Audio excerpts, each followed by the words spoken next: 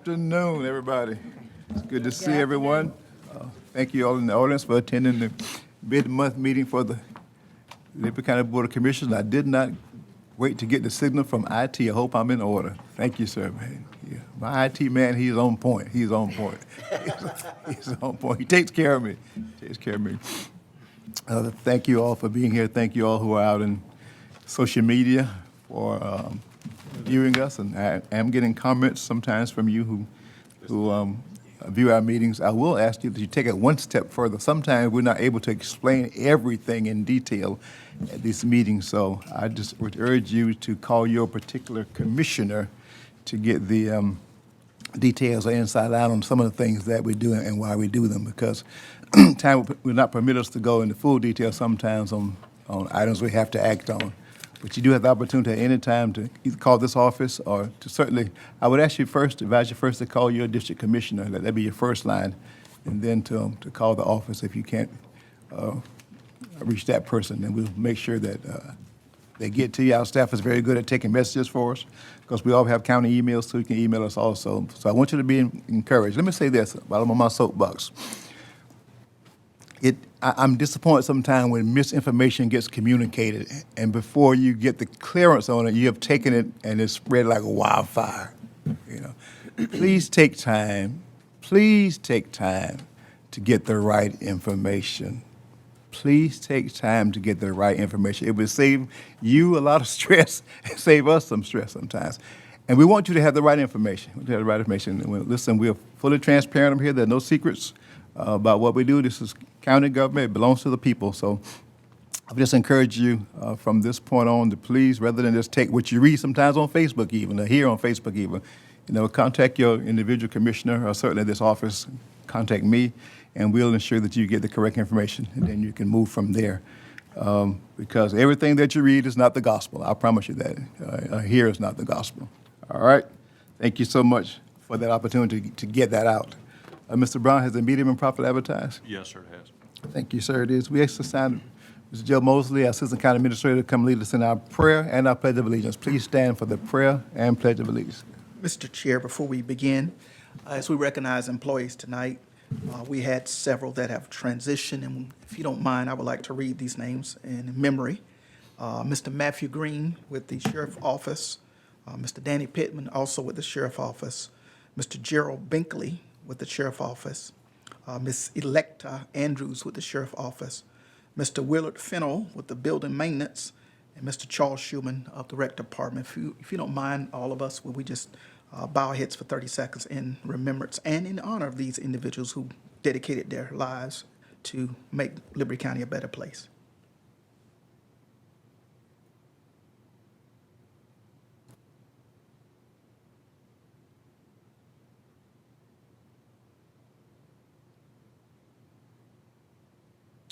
Let us pray. Gracious God, thank you for this beautiful day and your bountiful blessings. We thank you for these Board of Commissioners who give of their time and their talents and their energies to make Liberty County a better place. It can be a responsibility that sometimes does not bring the best in terms of accolades and appreciation, but Father God, they do it because they want to improve their community. We pray tonight that you give them the guidance and the divine wisdom to transact the business of this community. And Father God, we thank you for all of those who come out tonight. We pray that you be with them. We lift up all those who are going through struggles and going through health crises during this season. We pray that you would strengthen them and heal them. For us in Christ's name we pray. Amen. Amen. Pledge allegiance to the flag of the United States of America and to the republic for which it stands, one nation under God, indivisible, with liberty and justice for all. I got that. Thank you, sir. I was with you.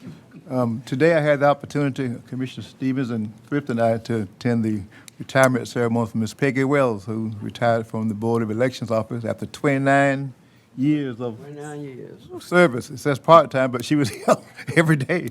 So recognize her service today. I want to ask Commissioner Gillett, if he will, because last we lost also, his name was just called Mr. Schuman. So Commissioner Gillett or Commissioner, I'll throw, pass it to you. Yeah. I've known Mr. Charles Schuman. My brother Ricky works down there now. But my first tax-paying job, where they take out taxes, I was 14. I was 14 years old, and I got a summer job with the Recreation Department. Jack, Mr. Schuman's son, he was a couple of years older than me, so he had a driver's license. And back then, we went down to Riceboro, right at the Bride Crossroads. They had an old field, and we had to mark that field off and cut the grass for T-ball. T-ball had just started back then.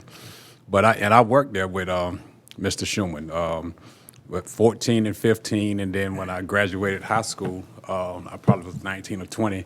I worked there for a few years. At I had three tours of duty at the Recreation Department. Mr. Schuman was a tough taskmaster, a little tough for a young boy that's kind of hard-headed. So I quit a couple of times, but he thought enough of me that every time I went back, he hired me back. And I finally quit the third time, and I went to work with the city, and he thought enough of my family, and he hired my brother Ricky, and Ricky has been down there ever since. I'll say Ricky probably got to have 37 years, at least 37 years down there, because I got 38 with the city. But Mr. Schumer was a great man. I mean, he was a great friend to my family. If we stayed here and just try to name the lives that he touched as the recreation director, I mean, it's just too many to even think about. But he started the recreation department and was a safe haven for the youth of this community. I mean, it kept kids out of trouble, kept them off the streets. And I spent, while I was working down there, my younger brothers, I took them down there with me. I was a coach. I was the groundskeeper. And, I had them involved in sports, basketball, track, football, baseball, whatever programs we had. And, this community has lost a great man. I had to work in Savannah the day of the funeral, but I told the people that I was meeting with that I had to get back because I just thought it was, the thing to do was to go show my respect to him and his family. I've talked with Jack several times since then, and I spoke with Ms. Schuman at the funeral, and we're really going to miss him. He's been retired a few years, Joey. I don't know how many years, probably 20, What's that? 15 to 20 years. Because Jimmy Martin is retiring after. Yeah. So, but he was a great man, and this community lost a real leader, and we just pray for his family, that the Lord would continue to comfort them, and that his soul is found rest. I mean, he gave a lot to this community. Thank you, Mr. Chairman. Thank you, sir. All right. Moving on our agenda, presentation, 2021 retirees, Mr. Robert Dodd. Thank you, Mr. Chairman, Commissioners. I'd like to take some time to recognize some people that have retired in 2020, 2021. There was 7 of them. I see 3 of them here, so I'm just going to call them up, sir. If you want to come down and present, we got a little gift for them. All right, let's do our receiving line. Lack of a better.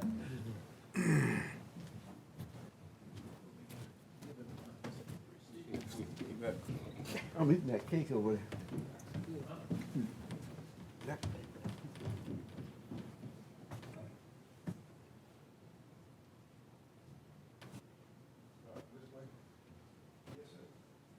Kathy Gordon with 32 years from the child.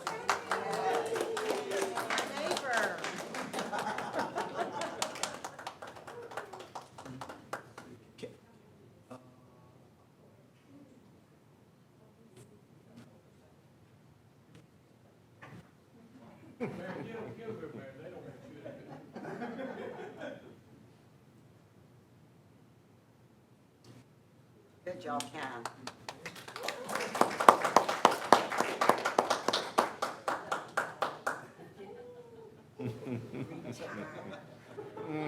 Donna Andrews with 23 years from child support. I know. This is the retirement shop.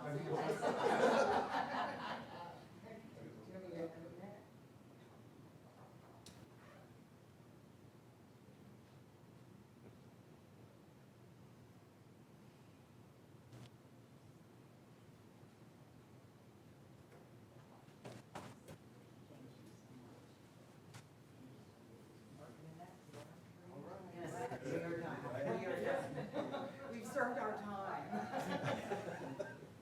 Dennis Davis, 36 years with the sheriff's office.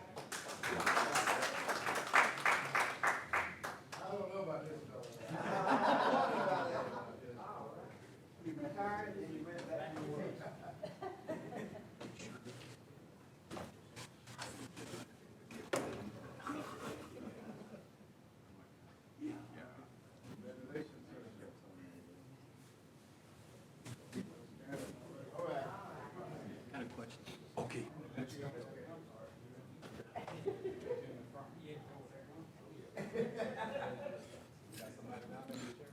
Sir, also, we had four more that retired that wasn't able to make it tonight. Angela Rogers, 26 years from the Magistrate Court. Yvonne Jones, 17 years from the Road Department. Jerry Damon. Oh, is he? Oh, okay, I'm sorry.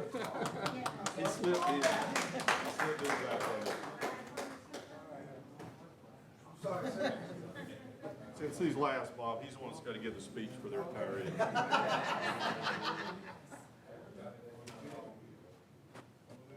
Jerry Damon had 24 years from building maintenance.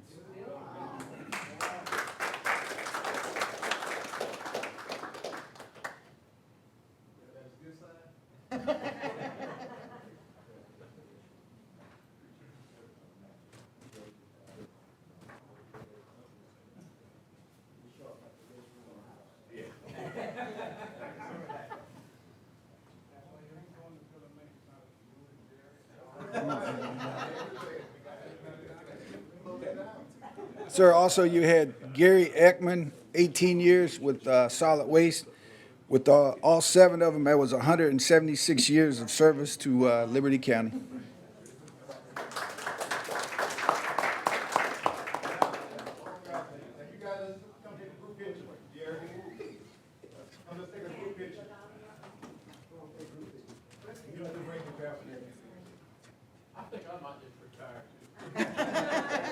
It's time. Join us.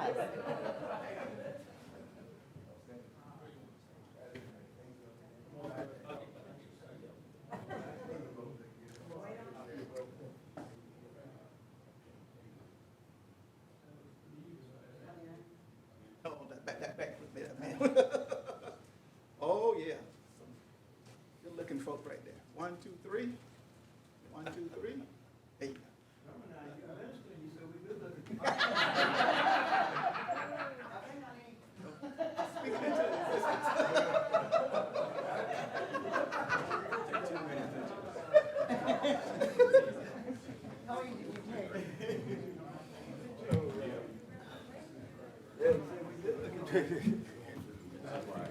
I know.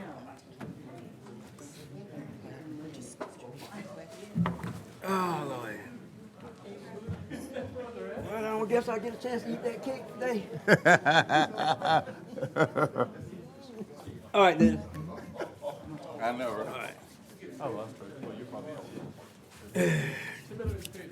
Thank you all again for your service. We really appreciate it. And say in the country, don't be a stranger. Don't be a stranger.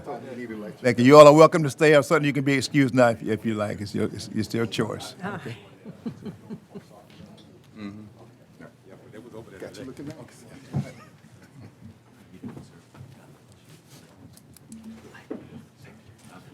Bye. See y'all tomorrow.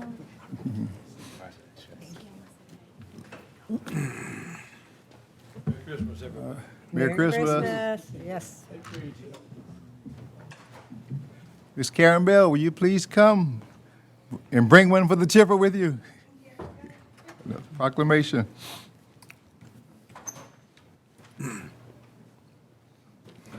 Good afternoon, everyone. Hello Good there. afternoon. Bring One for the Chipper is pretty much all about reusing and a new beginning. It's our Christmas trees after it has decorated the homes so nicely and smelling so good. And after New Year's, it's time to put them to rest. And hopefully, Liberty County will use the Chipper event as a way to do that. So the proclamation reads, "Bring one for the Chipper Day." Whereas recycling, reducing the waste stream, thus saving tax dollars and improving our environment. And whereas Liberty County Board of Commissioners is committed to reducing the waste stream through helping the state of Georgia reach a per capita waste disposal reduction goal. And whereas the Keep Georgia Beautiful Foundation, the Home Depot, Davy Tree Expert Company, Georgia Forestry Commission, WXIA 11 Alive, Ferry Morris Company, and Burp Seas Company are sponsoring the 31st year of Bring One for the Chipper recycling program. And whereas the program promotes the recycling of Christmas trees into usable mulch, and that's the key word, usable mulch material, and provide county resident easy access to drop-off sites, now therefore be it resolved that I, Donald Lovett, Commissioner of Liberty County, do hereby proclaim Saturday, January the 8th, 2020 as Bring One for the Chipper Day in Liberty County. And we hoping that everyone will come out. Even if you don't have a tree, we'll have hot dogs and hamburgers, and we're giving away free treeslets. So usually it's an oak tree or a dogwood for free on that day. And we have a new location. It's right across the street from McDonald's on Highway 84, next to DFAX, where the recycling containers are. So we'll be doing it right there this year. Any questions? That's all I have. Thank you. That's it. And I have to. Come on. And Mr. Mosley will capture the moment. Commissioner, I hate to make you all get up again, but should just stay down there.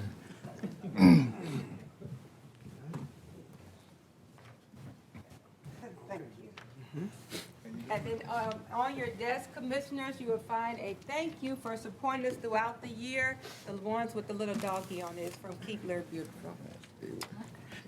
She always comes with trinkets.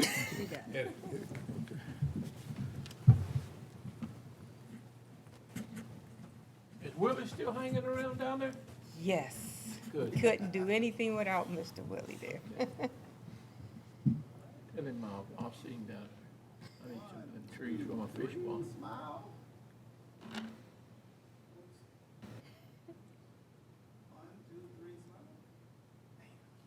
Okay.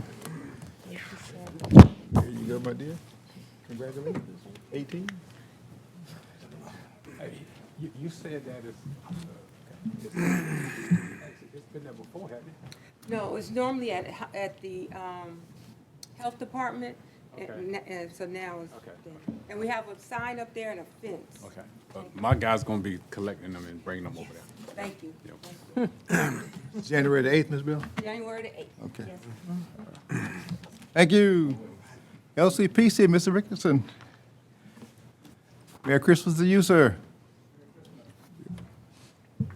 Good evening, Chairman Lovett, members of the commission. We have a recommendation from the Gateway Committee for you this evening. We weren't really sure whether it merited bringing it through the Gateway process or not, but I talked with Joey and we just thought out of consideration for you, so you'd know what was coming, we'd bring this to you and let you take a look at it. If we'll go to the next slide. Jeff, if you will, just for the sake of Commissioner Jones, give him a little 1-minute overview of what the Gateway, Okay. Mr. Jones, we have. and the audience. Excuse me. Right, for the audience. We have, there's a gateway overlay in Liberty County zoning. It applies to Highway 84 and Islands Highway in the Midway and coastal area. It also applies to Highway 17 in the Midway and Riceboro areas. So what that does is just add a little bit of extra level of review of buildings that get built in those areas, because those are main gateways into the community. So it's just something, a little extra in the zoning ordinance that allows you or the Midway City Council or the Riceboro City Council to look at building designs just in terms of the appearance, so that we are sure that the buildings that get built here on those entryways look the best that we can look, because it does affect economic development or what people see when they first come into the community. Okay. And we have a gateway committee that's appointed of citizens appointed by you, the city of Midway, and the city of Riceboro, who look at this first, and they consider what's being proposed, and then they make a recommendation to you. And we've run this by the gateway committee, and this comes, what I'm presenting to you tonight comes as a recommendation of approval from them. So with that, I'll go into this. They're not really building anything in this case, but it's in such a prominent location that we wanted to bring it to you, just let you see what's being proposed. It's a company out of Charlotte. Guy's name is Buddy Curtin. He's the owner. He's submitted a plan to do a laydown yard for concrete on Island Highway just outside of Tradeport East. The concrete we're talking about here are those concrete medians. It's a big, like a 4,000-pound chunk of concrete that they put on the roadways when they're doing road work, just to keep the traveling public out of the construction area. So they got a bunch of these, and they've got, I guess they have enough business in this area, they need to store them there when they're not being used. So this is going to be a laydown yard for those types of materials. I'm going to show you some pictures of what it looks like. Anyway, just to kind of give you a little bit of background, this property was cleared about 5 years ago, and they've got a detention pond there.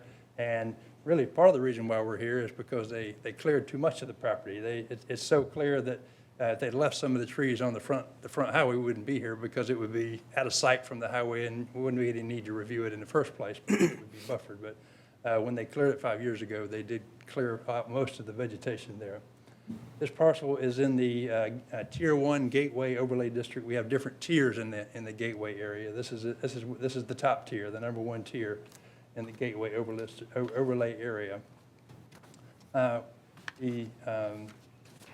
Like I said, the Gateway ordinance says if something is completely buffered and out of sight, there's no need to review it. But in this case, you can see it from Islands Highway, and I'm going to show you the pictures of that in just a moment. But anyway, we presented this design that I'm about to show you to the Gateway Committee a couple weeks ago, and they have recommended approval of this. So next slide, if I can figure out how to advance this. Okay. You'll recognize this area.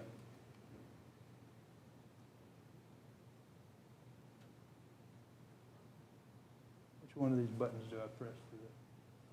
On the side. Well, Take it a second. anyway, I can use my words here. You'll recognize this triangular shape. The road going around to the left there is the Islands Highway.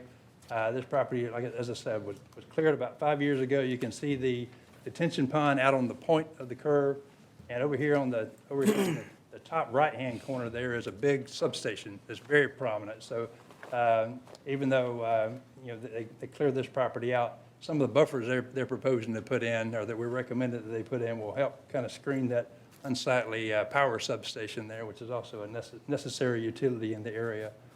If I can go to the next slide. This is what he's proposing to do. You recognize these things from driving around, seeing them on construction sites. These long, I don't know exactly how long they are. They're probably 20-something feet long and 32 inches high.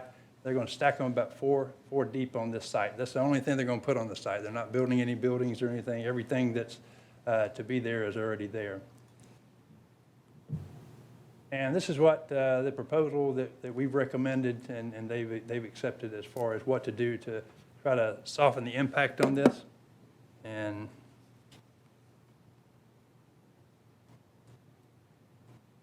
I guess I would. You won't be able to hear me. Our folks at home won't be able to hear me if I walk away from this microphone. Anyway, this is what's being proposed here. The area that you see the most, coming down Islands Highway this way, the area that you see the most prominently, where they cleared out in front of this pond here, that's wide open. So unless you have some kind of a buffer there, you're going to just see right into those median barriers that we discussed earlier. So we're recommending, I consulted with Ron Tolley with the Development Authority when this came in, and he suggested that we do require them to plant some Leland cypress, like a hedge of Leland cypress across the front of that. They initially proposed a fence, and we concluded that the fence wouldn't, it might look okay, it might be effective to begin with, but eventually it'll fall into disrepair and fall down and won't look very good. Ron suggested that when the trust company came into Midway Industrial Park, they required them to put in some Leland cypress hedges, and I went out there and looked at it, and they are pretty effective at shielding the other properties from the trusses and the stuff that are within that industrial park. So we're recommending a 200 linear foot hedge of 15-gallon Leland cypress trees. They'll be about 5 or 6 feet tall when they're planted and be spaced about 8 feet apart. And as they grow up, they will grow together, and it'll form a complete green buffer of the site. And it'll also, as I said earlier, it'll kind of help screen that unsightly power substation back there as well. Over here on the island's highway frontage there, we're recommending a 60-foot undisturbed buffer. When I went out and looked at the site with the gentleman, there's already, they left some tree line there, and there's already some volunteer pine trees that are coming in behind that tree line. So I think left undisturbed, that'll grow up and be a pretty thick buffer, and eventually you really won't be able to see into this site at all. But you see the gray rectangles there, those are the areas where they're going to be stacking the product, and you can see the round circular drive there. That's where they'll be bringing the trucks in to pick up and deliver the buffers. And they're not going to pave this property, pave the driveway. They're just going to have a gravel driveway to get back into those the product. So this, as I said, this has been looked at by the Gateway Committee. They recommend approval. To answer any questions about what's being approved for this. Any questions for Jeff on this The only, proposal? Is that you? Jeff, where's that substation at? It's Is that right up- substation right in that triangle at the beginning on the left-hand side? It's right up here. You go around the curve on Island Right. Highway, Mm-hmm. dirt road, straight off, sort of back here. Okay, It's dirt road. okay. It's a pretty big substation, Right. pretty prominent. Jeff, this property was purchased from an individual, or was it was. bought from the? This, everything behind everything above, if you're looking at the screen here, everything above that substation is part of Tradeport East, and it's owned by the Development Authority. This little triangular piece was left out. It was an out parcel. It was owned by Mr. Charlie Jones, and it was never in the industrial park, and therefore it wasn't bound by the covenants. So it's just an out parcel, but it is on the gateway, the Islands Highway Gateway Corridor, so that's why we're here to review this. So in the beginning, then it was just agricultural, Yeah, well, no, it's actually zoned industrial. but it was before it was zoned industrial? I mean, it had to be, I think they zoned it when they zoned the overall industrial at the Tradeport, they zoned this parcel as industrial. for some reason, and it was, I don't know if it was at this meeting or not this one tonight, but, there was some talk about somebody having stationing cranes in that area to work, and that's why I guess that's the same piece of property we're talking about. It is. Okay. All right, thank you, sir. Oh, we need I need action on this. Oh, even though Oh, even though the Gateway Committee has approved it, Right. They're advisory, so you would make the. so we're because it's in the county. Right, yeah. Hearing then? It's not a public hearing, it's just a No. action item. All right. Mr. Chair, Yes, sir. I make a motion that we accept the recommendation coming from the Gateway Committee to approve this project. Okay. Is there a second? Second. Motion and second that we approve the presentation as has been delivered by Mr. Rickerson on this project out on the Island Highway, basically proposing buffers for that property. All right, any further discussion? I got one question for Jeff, you, Mr. Chairman. How far does the Gateway Committee controls up and down Arnold's Highway and 84 all the way through? No. Goes It stops from the city of Midway out just past this area. It goes down, I think, to Trade Hill Road is where it ends up. Yeah. So anything in that area is subject to being reviewed. Yeah. Okay. And along those same lines, that's not the only gateway. That's right. I mean, when you get to thinking about it, it may be one we talk about a lot. Gateway on the west end too. I know that that's private property that's out there, but, a sign a lot of times besides Liberty County, it'd be something that you might wanna look into.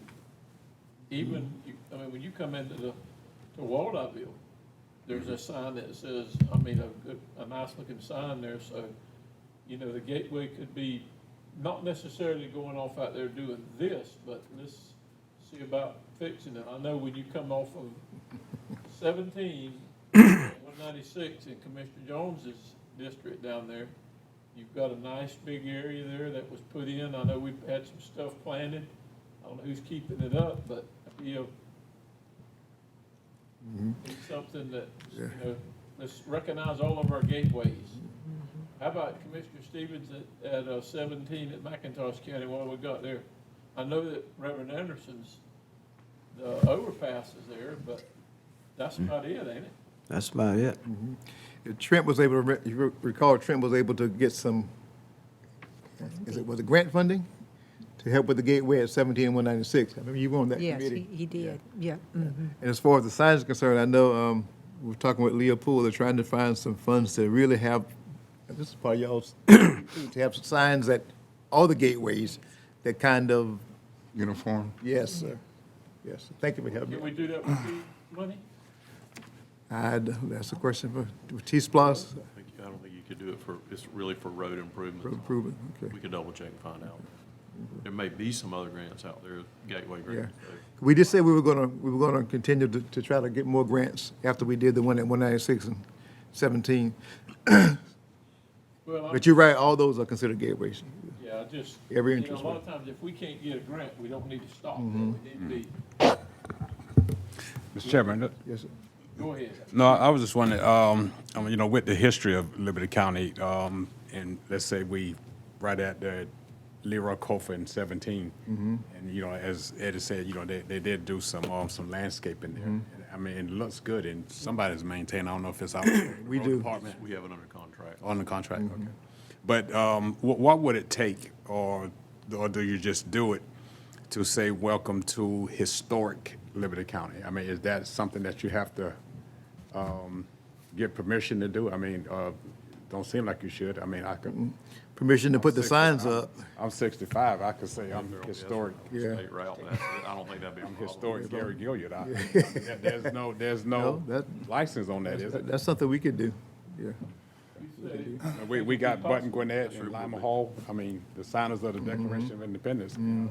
It's a rich history. You're in my head. Yeah. You're in my head. Yes, I didn't know if you had to, sir. buy that into a franchise to No, call yourself no, that. that'd be ours. Who's after the plaques that's out there now? Wasn't that? Leah Historical markers. did at one time. The Historical Society does their best to do it. I guess you've seen this one over here busted half. Yes, I saw that. I've been asking you what happened to that sign. I don't know, I just. The Historical Society has been taking care of most of those signs. In fact, they've got a historic sign day scheduled in a couple of weeks to go around the courthouse and stuff. So if you want me to reach out to them, I'll be glad to. Yeah. And HGDA tries to help too, and the Historical Cultural Commission, they help with Yeah. that too. Chairman, to answer Mr. Walden's question, a car ran off the road about a month ago and clipped the side of that sign. That's what happened? I think they're waiting for the insurance to pay and order a new sign. Okay, okay. Right off the road, Wow, right here. on that street. Yep. I don't know how they got over there, but, Where's this at? Ed? It's right there in front of the Fraser Bacon House. The chamber. Oh, okay. You get, there's some things, Speeding. if a car run into the front of our building here, I'd hope Joey would go ahead let's get the glass company to get to work on it, then we'd wait on the insurance. But stuff like that is, you know, sit and wait. I just, you wait on the grass to grow and then you cut it, okay? You keep cutting it till it's All right. dormant. I believe Commissioner Dillon. All right, so That's all I got to say. I'm sorry. I'm ready to vote. all in favor, show of hands. Thank you. Thank you. Thank the committee.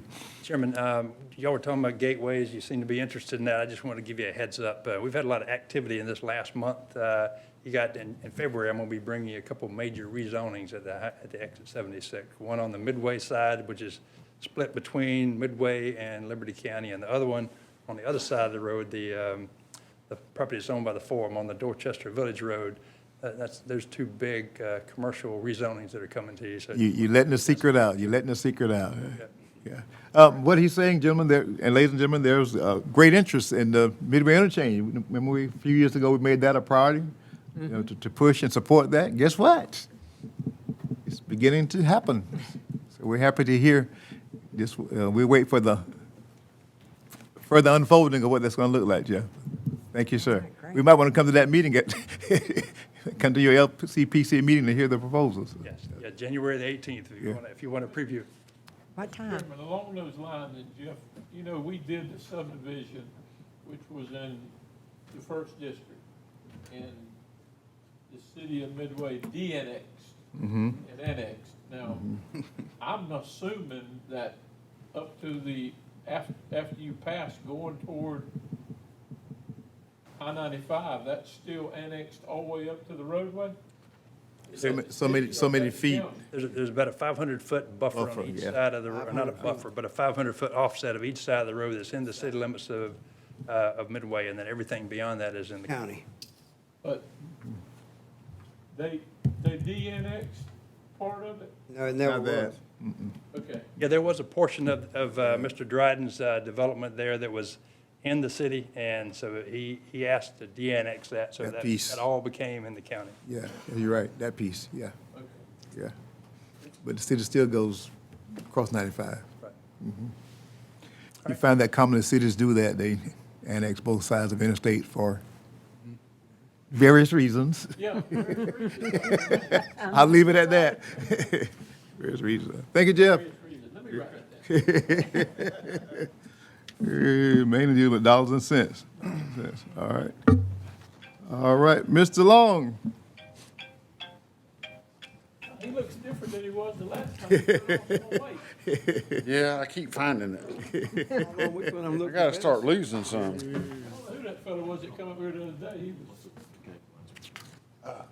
Oh, yeah, well, yeah, that's a lot. But no, you're right. Weight and height. Yeah, my doctor told me I had biscuit poisoning.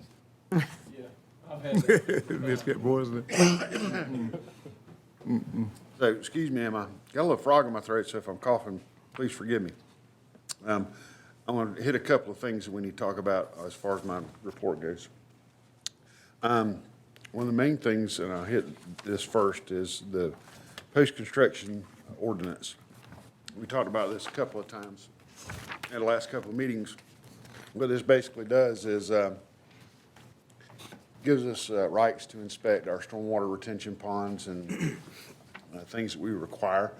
It basically formalizes our ponds and our ponds inspections and everything that we've been doing for about 10 years. As part of our MPDES Phase 2 permit, we're required to have this. We need to go ahead and adopt this as soon as we can. I mean, if you guys want to do it tonight, we could. If we want to do it 1st of January, we could, but I really need to do it before I submit the annual report at the end of January to EPD. It'd be great to have it dated in December of 2021, but we do need to go ahead and do this sometime soon. Do you need that? You need that done? I was going to follow up with, It would be great if we could do it. And we're doing all this now. This is nothing, not adding anything onerous to our developers. We're already doing.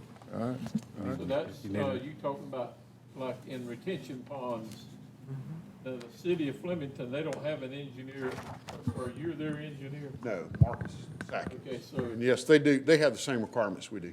so they'll just, theirs of course flows downstream, so you're having to basically follow behind them anyhow, right?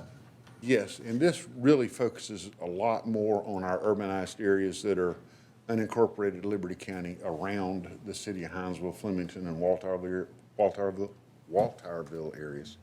Sorry, I had a hard time coming out. But we require everybody, if they do a commercial development or if they do a subdivision, they gotta meet all our stormwater requirements, which includes constructing a stormwater pond. And remember, I said, post-construction is code for pond when you're looking at the NPDES world. So we're already requiring that they do it. We already require that they maintain it. This just, we already have most of these ordinances in sections of our erosion control ordinance. This just consolidates them into one nice, pretty little post-construction ordinance. My only question is, how do we enforce it? No, you don't, I mean, you're doing it already. Yeah, So we have maintenance agreements that we should be getting everybody to sign. okay, We already do the inspections. Okay. We already do annual inspections. okay, So we're already doing Okay. the enforcement. All right, So all right. nobody will really see a noticeable difference over what we're doing. okay. So, Mr. Chairman, let's kind of back up what you're saying there. The state still looks after your, I mean, when you turn the plan in, they'll come back out there and look and see it's done. Do y'all do that, Commissioner Gilbert? Do y'all, I mean, any of the ponds in Hinesville? They do the same thing. Yeah, the MS4, you know, we do that. There are some ponds that the city Like at the owns. shopping center over here. You know, no, that's not ours, that's private. You have private ponds and you have public Public. ponds. We have- we maintain all the public ponds for the They city. maintain the public ponds and they inspect the public ponds. Simonton does a lot of the inspections on the other stuff, and LCPC does some of Yeah, I the think, inspections for them as well. Curlis gets out there and the ones like Walmart and the shopping centers and stuff like that. Okay, okay. And we've But been doing there's a- those inspections on the county facilities for the last, since 2003. Well, I mean, I just noticed that overhead that he put up of that area that in Yeah. Midway. Yeah. And you see the retention pond up front. Now, of course, that comes under our jurisdiction, but what you're talking about is when the spillover comes out of the Hinesville, the shopping center, it crosses and goes into a waterway that'll eventually wind up at the Peacock. Right. So Curtis looks after that, and then from there on, it goes other. Yeah, all the private ones, and I'll just use shopping centers as an example. LCPC, make sure that they're doing what they're supposed to Okay. do. The owners of the ponds, he inspects them and tell them that this needs to be done or what have you. And what we've been trying to do over the years as well is limit the hardest and most onerous parts of the MPDS MS4 permits to the urbanized areas. Once you get outside the urbanized areas, all the way out like where you saw before, out of the Tradeport East, that's outside of our urbanized area. So, Well, I mean, the city of Hinesville people, we all know you get a stormwater runoff fee. that's right. I guess that covers it, but we don't have anything in place, I mean, in the county, do we? We have almost the same ordinance as they do as far as stormwater goes. But I mean, rooftops? There's no. No, we don't have a stormwater utility, no. There's no fee, no. There's no stormwater utility fee. It's in the middle. But we have basically a lot of the same ordinances. That's it. Cleared his mud hole. No right. pun intended. Commissioner Gillett, Yes, Mr. Chairman, I'll make a motion that we adopt the post-construction ordinance. second to that? Second. Motion and a second, and we adopt the post-construction ordinance presented by our county engineer. He said it'd be good to have a December date. We'll make that happen for him. Any further discussion other than what's been said and heard already? If not, let it be known by show of hands. All those in favor? Any opposers? All right. Thank you, sir. Okay, I'm going to hit a couple of highlights and things before we get to the next item on my agenda. Wanted to make sure everybody had a copy of the Commissioner Stevens had asked for costs and what it would take to take over or look at, improve the unaccepted subdivisions in Liberty County. So I made sure everybody had a hard copy. So just take a look at that. Because it did get pretty large, and when I emailed a bunch, a lot of them got kicked back because it was too big for email. So just because there's images in here that threw it up big, so just this is for your using. Mr. Chairman, were these, I believe, these subdivisions were all in District 1, there were none in any other districts? Yes, they're all in District 1. So you don't know of any in my district, or that we could have included, or any, I mean, like countywide? No, these are the main ones that are, Mr. Chair, I'll say this the right way, these are the ones that kind of crop their heads up all the time. Right. I thought it was a I'm total thinking of about 7. your district, I don't know of any in your district that fall in this category, I don't know of any in your It district shouldn't be any in my district. or Commissioner Walden's. Thinking, all these are in Marion's. On the spot, you know, I'm sure there's one that I'm missing. I think, But I just, you know, I'm just. There's not like coming to you right 13? now. These are the ones that are problem areas that we get complaints about. So, but it gives you a Oh, pretty okay. good idea Summary of It's top the four. cost that goes along with it. Okay. Mr. Chair, I think it was ones over there off of Seabrook Island, where Commissioner Jones live at, Virgil live at. What's the name of that area? Seabrook Island. Yeah, there's one little road that kind of cuts back in there that we don't, In there? but it's not really come up in a long, long time. So I have to go back and look at that one. So basically, this is just a cost analysis. Yes, it's a cost Or- analysis, kind of give you an idea what it'd take to bring them up to county standard to take them over for maintenance. And that funding would have to come from the private market, correct? Or is that the Yeah, same? there is no funding on the county side to fund. We didn't- Right. So I guess my question would be, what happens, let's say like the trail subdivision, the road keeps getting worse. Yes, sir. These are taxpayers. So Right now, there's no clear path to say how to take that, other than the clear path right now is that the community has to get it brought up to standard before we take it over for maintenance. So that's the hard fact Yeah. that we're saying right now. Which is what's been said over and over and over again. Right. And there's also another one, Beulah Land, that we didn't put on this list as well. That's- But it was identified years ago as being a private subdivision when they developed it. Yeah. Well, Mr. even the one before you get to Beulah Land, is the left, correct? yeah, Yeah, Salters, Or yeah.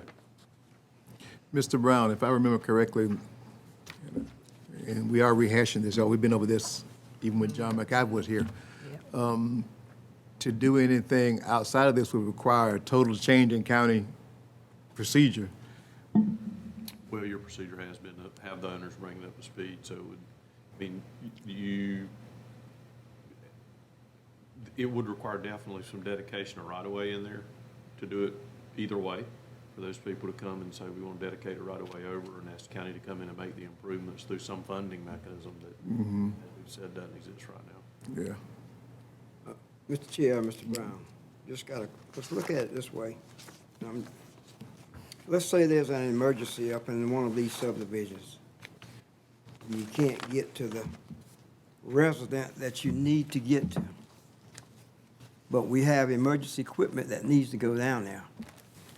Where do that still doesn't have no bearing on none of this at all, so that means that particular family or individual will have to, what?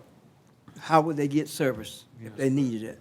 Right. I mean, so under Georgia law, it's just, I mean, you come back to the point that you can't put public equipment on private property, period.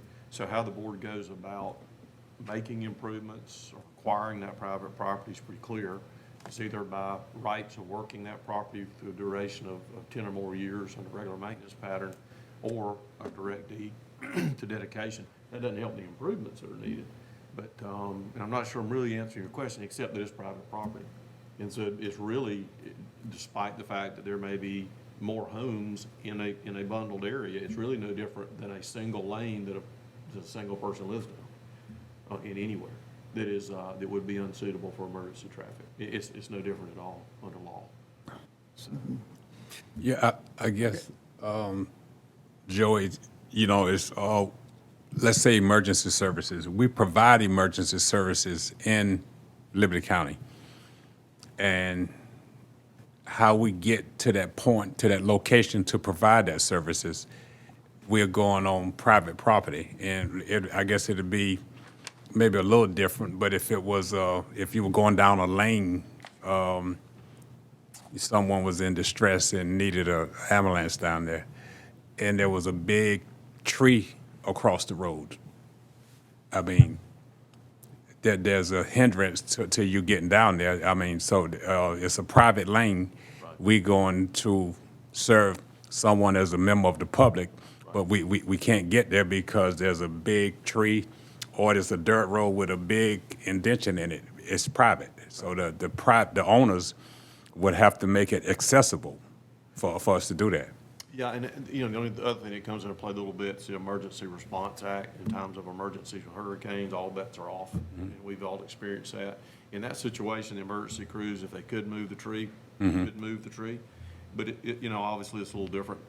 Well, no, I guess the example is kind of an extreme example, but, you know, the ambulance goes down there and he don't know till he get there that it's a big oak tree in the yard. Right. So, They would, in that situation, without any equipment, they would try to walk to the residence, go to the Right, residence, yeah. bring the patient back, get help from the firefighters there. but I think, and I know we're not gonna kick the can down the road, but this main trail, and we've talked about that. We've had some residents here, Commissioner Stevens, to come in and present to us, and it's a difficult situation. You know, we're talking about $500,000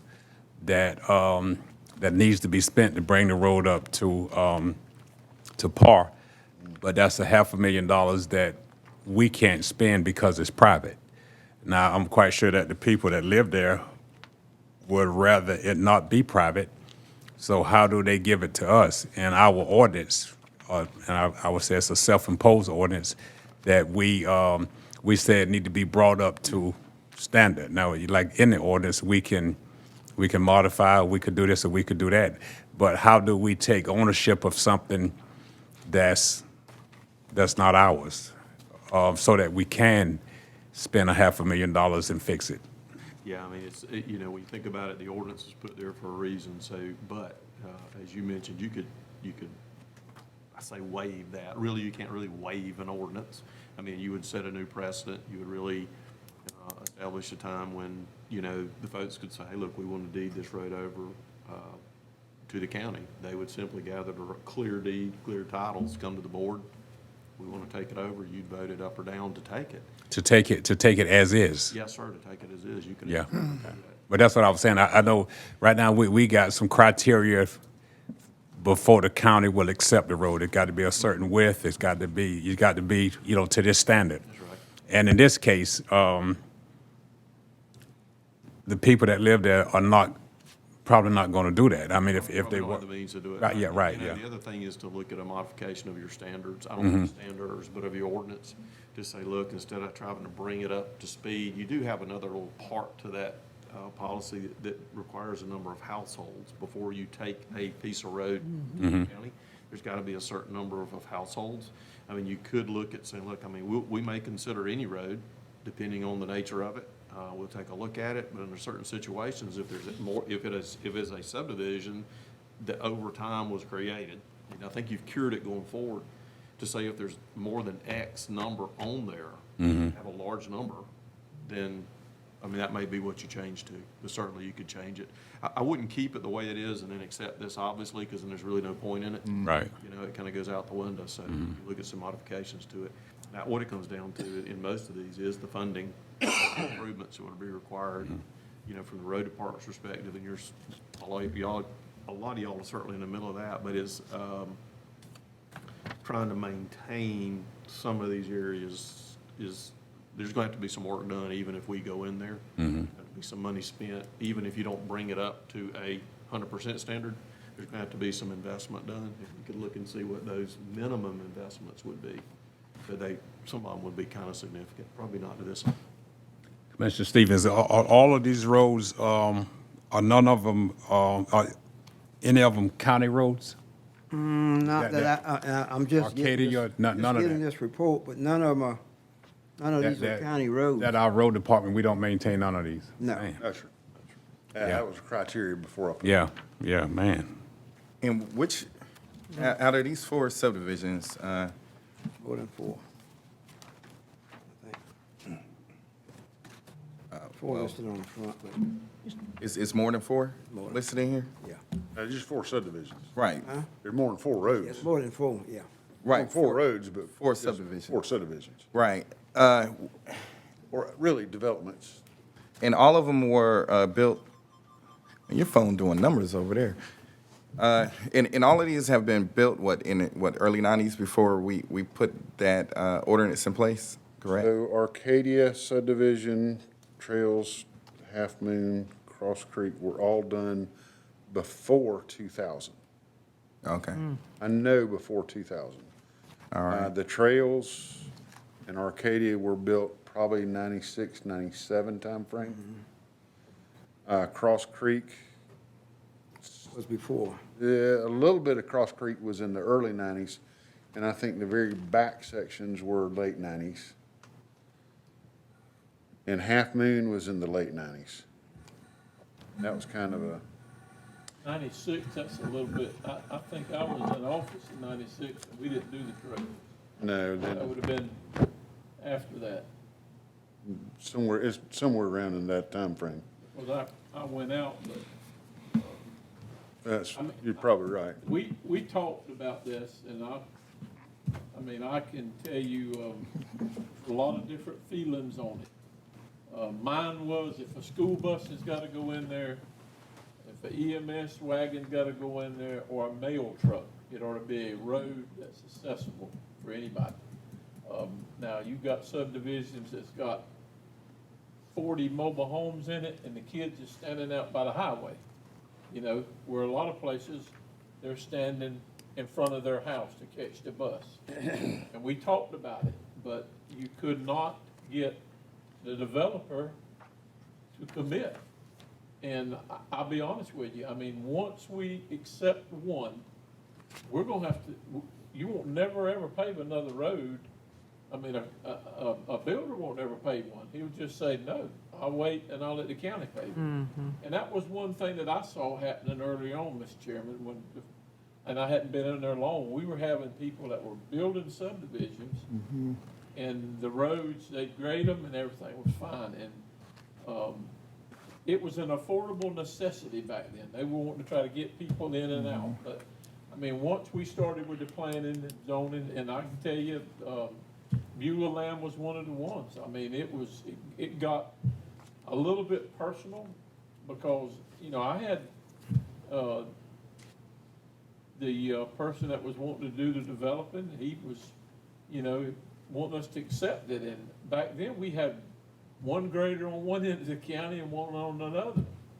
And you just couldn't afford to have him go in there every day to scrape it. So, you know, I don't mind fixing the roads. I've been in the trails with Commissioner Gillard, and I know people that live in there, and you do too, that will tell you the road was fine until the landowner behind them cut the timber. Well, we don't have no control over that. I mean, nothing at all. Once they've gone in there with 2 loads of logs, that road is damaged. So, it's a suggestion. I mean, if we're gonna take this, be prepared for an expense to our budget that's unbelievable. You got contractors that's out here now building. Trent inspects the driving subdivisions, the roads is paved, the Sykes, they do theirs, and whoever else. Driving group, I mean, when they get through, you put stop signs up and basically all you really need is a street sweeper from then on. But I'd be hard pressed to go back and accept a road like that unless there was so much. I mean, there'd have to be some contribution by the landowners. That's just my feelings on it. Because it wouldn't be fair to these guys that went in there and paved all their roads and then they got to come back. What, Trent and Joey, Mr. Chairman, if you Yes, sir. would. The subdivision ordinance that we got now won't allow for something like this to happen. But so Arcadia and the trails and all of this was pre-subdivision ordinance where the guy that developed Arcadia, he said, well, don't worry about the roads, they're gonna be mine. Okay. No, he didn't say that, but at the time, the development requirements and the strength of the road and the amount of rock and the widths of the road were different back then. So what, if somebody thought it was gonna last forever? Ain't no such thing as that. You're right. All these roads, Not on a all these road that's roads aren't being gonna last traveled. that long. Yeah. And all these roads have been not maintained for more than 20 years. But the developer, he builds a 40-house subdivision, and he paves the roads, and he owns the roads. I mean, or the people that live in there own it, and the county does not. You know, I mean, we would go in there and provide service. If we were picking up garbage in there, we would go in there and we would do emergency service, the fire service, or what have you. But Clinton and the road department does not go in there and maintain the road because the road is private. And if the road is private, it's owned by the developer or the homeowners. And now it seems like there's no one there, and the homeowners want the county to take them over because they're stuck. Now, the guy that's living on the trails right now, the first house on the left, for example, he wasn't there when all of this stuff kind of fell through the cracks. So, but he buys a house, and a friend of mine built the new house down there, a nice home down there. And, you know, he's skipping around potholes and mud and everything else just to get to this this nice home he got down there. And the road is gonna never be paved unless the homeowners fork up or raise $500,000 and get it up to standard. And at that time, they could petition us to accept it. That don't even sound right. $500,000. That ain't gonna happen. Mr. Chair, According to this in here, you've Mr. got Chair, $1 million. I don't even think I have a question. I think I just have a statement to And then we make go- about this. then we're gonna move on. And then Yes, we'll sir. move on, because, I mean, Yeah. Been down this road before? right. Absolutely, All I absolutely. want is just clarification Well, I guess for I the won't have people my down statement. in. You got it. Oh, I'm sorry. Nah, let's I'm move it sorry. on. I apologize. Go ahead. No, I'm fine. I'm fine. Discussed this several times. It's fine. Yeah, You we got have, and I know we made it very clear to the people on the trails how this works. They know, because they've yeah. been here before. Yeah, and they- And I know we have some conversation with Cross Creek, but we we're gonna try to go in and look at some engineering work, maybe to help them out with the drainage. Remember that? We just hadn't gotten back to that yet. We had conversations with Beulah Land folks. Did we? Okay. Yeah. Okay, all right, so let's just follow through on what we promised we were gonna follow through on, but we're not gonna solve this tonight. And listen, I would like to know, Joy, certainly other counties have had to face this. Everybody in the same boat, you think? I think every county faces the same dilemma. So Yeah, I thought maybe somebody had figured it out. Could you find out, Mr. Brown, what was, like, I think that's where the chairman was going to find out how did they look at it glad to. and bring it back to us? Yeah, I can tell you what they did. They did the right thing, yeah, and that's what I just asked us to do. And that's my statement. yeah. Yeah, and you know, not to prolong this, probably you're only, because of the cost involved, and going back kind of to what Commissioner Walden a little bit said there, is that, I mean, I think you could set some criteria. You certainly got some that are just caught, right? And what it would take because of the magnitude of it, is you couldn't really do one. You're really need to look at any that needed to be improved, and then you're gonna say, hey, pass this, new ordinance is taken off, and then look at a splosh funding mechanism for. Or T-Splosh or not- any or of T-Splosh, that. Not from any one individual. Absolutely. commissioner, But as a whole from the county. I- Look, this is something's gotta be done over time. I think the most efficient way to do this is Trent, instead of giving us 4, give us a list of all of the ones prior to the subdivision ordinance. Give us a valuation, just like this, but make sure you have them all in there. And then we come as a board, revisit our ordinance that we put in place, and then have some type of amendment for these subdivisions prior to that ordinance. And even if we don't get it up to this list of, we could do some value engineering and do something instead of not doing anything. I think that's fair. I don't see why we keep talking about this when, I mean, we could just do it. I mean, that's why we're here. We're here because we make policies. With all due respect, why do we have to go see what someone else is doing? We're intelligent enough right here to see a problem and fix the problem. That's all we have to do. Mr. Chairman, I have one more question. But are they still selling lots in some of these subdivisions? Maybe they need to, I mean, people are buying in there and knowing there's potholes. Yeah. They should ask, you know, Trails for sure, I know. you know, why are they buying lots and building homes and look like they would ask about the road? And some of these look like somebody's been maintaining them. They got rocks in them. Look like rocks, and then there was a cone. Look like somebody's been filling stuff in. I will say this, these that, Mr. pictures? Chairman, that I was contacted about the Arcadia subdivision, and I think the developer, he went in and did a little improvement. So I don't know, Mr. Long, if you realize of that improvement that was done at Arcadia or not.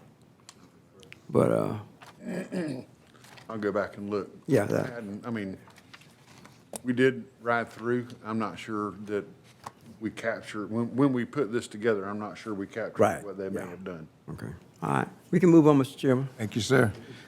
Okay, so I'm gonna hit a few highlights and then we'll get to Miller Park, Recreation Park.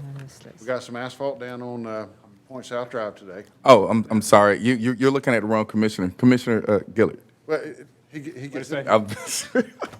What was it now? Point South. We got You got some asphalt. South Drive today. I won't inherit that until 23 from my understanding, but. Oh, for real? I appreciate, yeah, 23, until once it's everything- paved,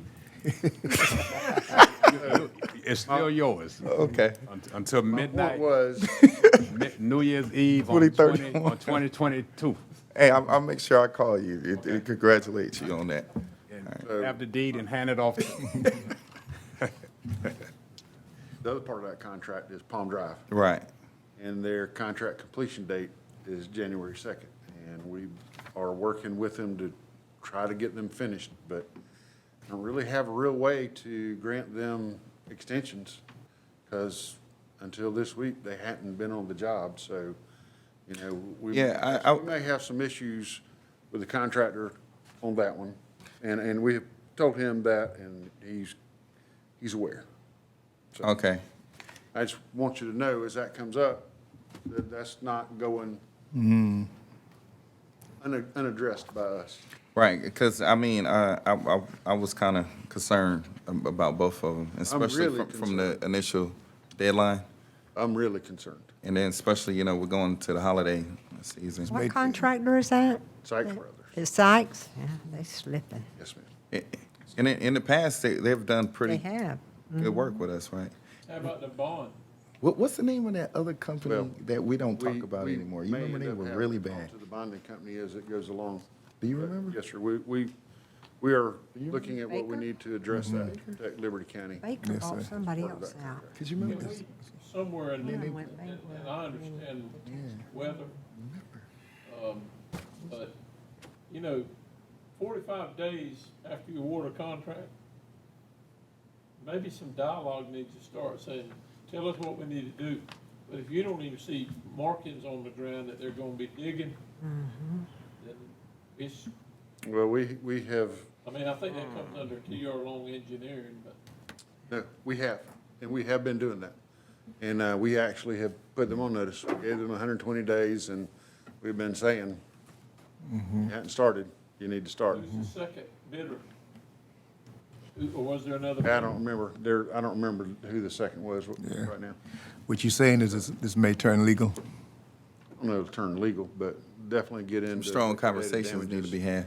I think I think he's had the strong conversation. Oh, Yeah, we've had some pretty good conversations. Yeah. So we just, we'll Move on to the probably next be in some liquidated damages. see, Okay. and Mr. Chair, You don't have a problem writing a letter 90 days into their contract if they hadn't showed up and telling me this. Well, it's only a 120-day contract anyhow, so it wasn't a really long contract. But- Yeah. Yeah, I and mean, so, that's not a so- bad thing to so have. really 30 days in. If it's 120, yeah, we need to do it. at the 30 days, if they haven't showed anything that they've been on the site. You need to get a And- notice. Right. That's not a good look. And I Mr. Chair. I was not trying to get all off on this. Oh, no, because. My intent tonight was to inform you. what was Right, going I on. appreciate it, but I mean, actually, you just showed us a concern and an issue that need to be addressed where there might be a loophole in our contract that we It's need really to. not a loophole. It's, we're already telling them that. and- Right, well, it might not be the language in the contract. They need to let them know if we award you a 120-day contract, It is. on the 110th day, don't go out there and start working and then request for extension. You're not gonna get it. Right, the rainy day, right, that's. You don't get those. You can't get those rainy days if you weren't there. That's right. But what I'm saying is, how many days in the contract are we in now? We're coming up, we're over 100. I think that's the point that Commissioner Walden is making. Yeah, what we need. Well, that's what we've been doing too. My comment was to say, yes, we're addressing it. You need to know that Okay. that's on the horizon. So we are addressing it. We are taking care of it. I got It's on the horizon. That's all I'm trying to tell you. you. So, Mr. Chair, At this point, what we'll do is go ahead and draft a letter, an official letter from us notifying them they haven't showed up on the job, reminding them of penalties that will be assessed. And then just go ahead and build that legal correspondence Okay. link so that if it runs out, and they're not on the job or they haven't been completed, we'll start assessing the penalties. And we will go ahead, probably in that notification, notify the bonding company. That's always helps. If we copy them and CC them on that correspondence, they generally help to agree with it. thank you, Mr. Brown. They tug. That's what I'm saying. A contract without teeth is no contract, so. I just hope that we, give the man fair shot at everything. He had it. Oh, we Ask for a He's short, had I it. mean, a time period that's not unachievable, and you would know, but I mean, if we need to have a longer period of time. Taking too many jobs. Look to me Thank you, like Mr. it'll Chair. Still be dragging. Too many. If you, Think of it this way. We had Point South Drive on it and Palm Drive. We finished Point South Drive in 2 days. Day and a half, really. Palm Drive is Rather, maybe 2-3 week job. Well, I don't know. That's why we did 120 days, so he had time to move it around. So, I don't think we've been unreasonable. I don't think we gave him too short of a period of time. I also didn't feel like it was prudent to give him 180 days. Then that kind of, then you would be paving Commissioner Gillard's project. But anyhow. All right. But let's move on to the other thing. The Gum Branch Yes, will be in the paper Wednesday. okay. So you'll have those, and that'll be moving along. We have got the plans ready for the striping for West 15th Street. Got a couple of roads that we added to it. We're in the process of adding that. So we'll have that out for bid probably, right now, I'm probably not going to put that one out until the first part of January. And I'm going to give a couple extra days on the Gum Branch because we are bidding over the Christmas break. So I'll probably put that in the paper first part of January, because it'll take us about, probably the week after Christmas is when we'll get finished, because I got a lot of folks going to be out over Christmas too. I got at 5 o'clock the appraisal on the property we were looking at for the easement to help with the drainage on Trade Hill Road. So I hadn't had an opportunity to look at it today, but I'll get an opportunity to look at it and then I'll forward it to you guys for review. Okay. Mr. Chair, Ball No, field, lost my train of Yeah. thought for a second. Miller Park. We're getting to. Miller Park was next, that's a separate item. So I was gonna hit Miller Park next. Hold on, Trent. Yes, sir. Chair, with what Mr. Long is saying, Mr. Chair, Mr. Brown, if it looks good, could we go ahead and give you all permission to go ahead instead of waiting until the next meeting and so that we can go ahead and get this project expedited? But I looked at it on my phone, and it's probably within the value that Mr. Brown can, Right, I mean, yes, sir, whatever you need to do. It's not a big number. Mr. Chair, I know we're anxious to do it. If you're asking me, I can't hear you. I'm sorry. If you're asking me what we really got to do, you need to accept the easement in an open meeting because it's a land acquisition. So Probably, technically, that's what needs to happen. okay. I'm as anxious to, and I think the thing to do, if it looks good, is go ahead and gear the troops up, get them ready to go. We put it on the agenda in here for the first meeting in January, and we'll be ready to pull the cord and go. Yeah, 'cause Okay. it'll take- Okay. It'll take the pipe a little while to get here. Okay, Go ahead and- all right, that's good. All You right, still have that gentleman's phone number? If you would just communicate to him that we hadn't dropped the ball, Oh, yes, sir, I will. that we moved. Yeah, I talked to him. He's a friend of mine, too. All right, good. Other than that, I want to go ahead and move, I mean, unless y'all have any other questions about anything We don't. else in my report. Okay, so the next thing I want to talk about, I think this is next on my agenda, if you don't mind me moving to it, I Chairman, don't, sir. is the Middle Park Recreation Park improvements. We did receive bids. I know that Mr. Brandon Purcell from my office presented those to you last month. We had one from Taylor's Creek and one from APAC Atlantic. The bid from Taylor's Creek was $923,785.55.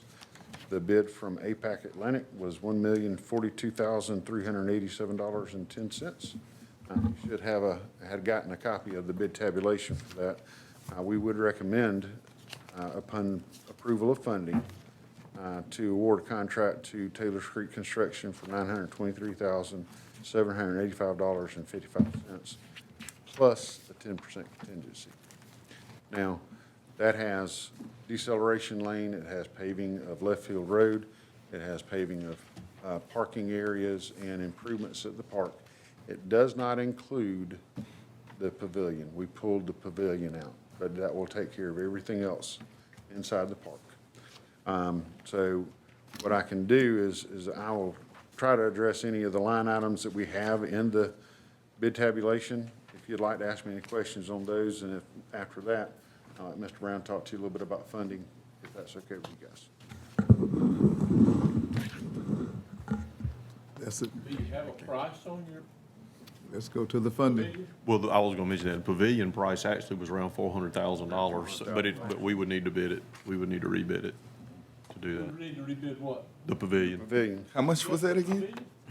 just Yes, the sir. pavilion was about $400,000. $400,000. Wow. I just didn't know what you was. I'm in the wrong business. It'd be a little small, imagine for that. Well, you remember, the Gill Park, we paid $222,000 for it. 20. We thought that was pretty high. Yeah. Where's that gonna be? It would be in the cost of the pavilion. Yeah, the septic tank would. Enclosed? Was that enclosed? It would be the pavilion just like we've been building. Be just Pretty like much. one Gill Park. Yeah, that was the price, you remember y'all got, that's the reason you rejected the bids and chose to separate the project. In the bid, out of, I say coincidence, but last one you bid before that was Gill Park Pavilion, and it was 333, 333, right? 222. 222, I'm sorry. And 22 cents. So we felt the pavilion was way overpriced. Way overpriced. And that's the reason y'all said, yeah, let's just reject that, we'll go back out, we'll split the project, we'll do this, and then we'll address the pavilion. I got you. And what's the square footage on that? Oh, it's like I around don't remember, it 2,000 square wasn't. feet. 19,000? Yeah, somewhere in that. I don't remember the exact number of square feet, but Small. it's No, no. Now, around 2,000 square feet. this pavilion that 2,000 we're square talking feet, about, yeah. this includes everything in the pavilion? Yeah. Well, it does not include some of the fixtures that Jim would put in there. Right, But like- it has like the stainless steel counters and the sinks and things that are permanent. But like the ice machines and the refrigerators and things like that, no, it didn't. And it didn't include the picnic tables. But it does include your septic system. It'll Yeah, have it to did be put include in the and out. septic. It did include the septic, that's correct. So let me ask you a question, just, and that's about the third time we've talked about it. I know the first time I wanted to make a contribution, and then I seen some stuff I didn't like. I told Mr. Stevens the other night, I don't want to not see that be, we talked about the gateway, it's gonna be on the highway. Why can't the contractor that's going out there put the septic system in?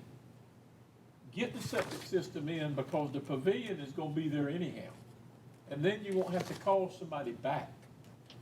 What I'm asking. That costs when you gotta call them back. I mean, if he can put the septic system in while he's there, then we don't have no more dirt work other than to do the Foundation. slab and all of that. Can we do that, Trent? Yes, sir, we can go back and ask for a change order to add that into the contract. Well, if you do that, then I will contribute my original amount, Kim, and let's try to put it in there. But if we're gonna drag around here and get something about halfway, I've done sit over and watch that thing at Gill Park, and that was in Pat's district. But let's do it right, and then we'll be done with it. But if we're gonna have to keep getting a piece of equipment unloaded to run back over the grass, Tear it run up. back over the sprinkler system, then I'm not gonna be part of that. I mean, this is, So, that's just my feelings on it. If y'all wanna change it, that's fine. All right, we just need to see the whole financial picture here, gentlemen. How much will a septic tank cost? Don't have that number off the top, that we got from the bid before, but in my guess, it's probably gonna be around $12,000. It would probably be okay to do a change order for that then, even though it wasn't part of the original package. You know, when you get to a significant part of the original contract cost, then you're bound by law to rebid. To rebid. So, what we did is, since your last meeting, what you asked us to do and what Kim was able to do was do a sales tax 6 projection that she's Thank you. handing out. Oh, okay. And she projected those numbers through 2023, with the ending of the tax. Thank you, Kim. For each district. A couple of assumptions that you see noted down there. One is, it does assume that increased revenue level that we've been seeing on there at 16%, so she continued that attribution through 2023. The balance is obviously assumed that no more road projects are done through 2023 out of these funds.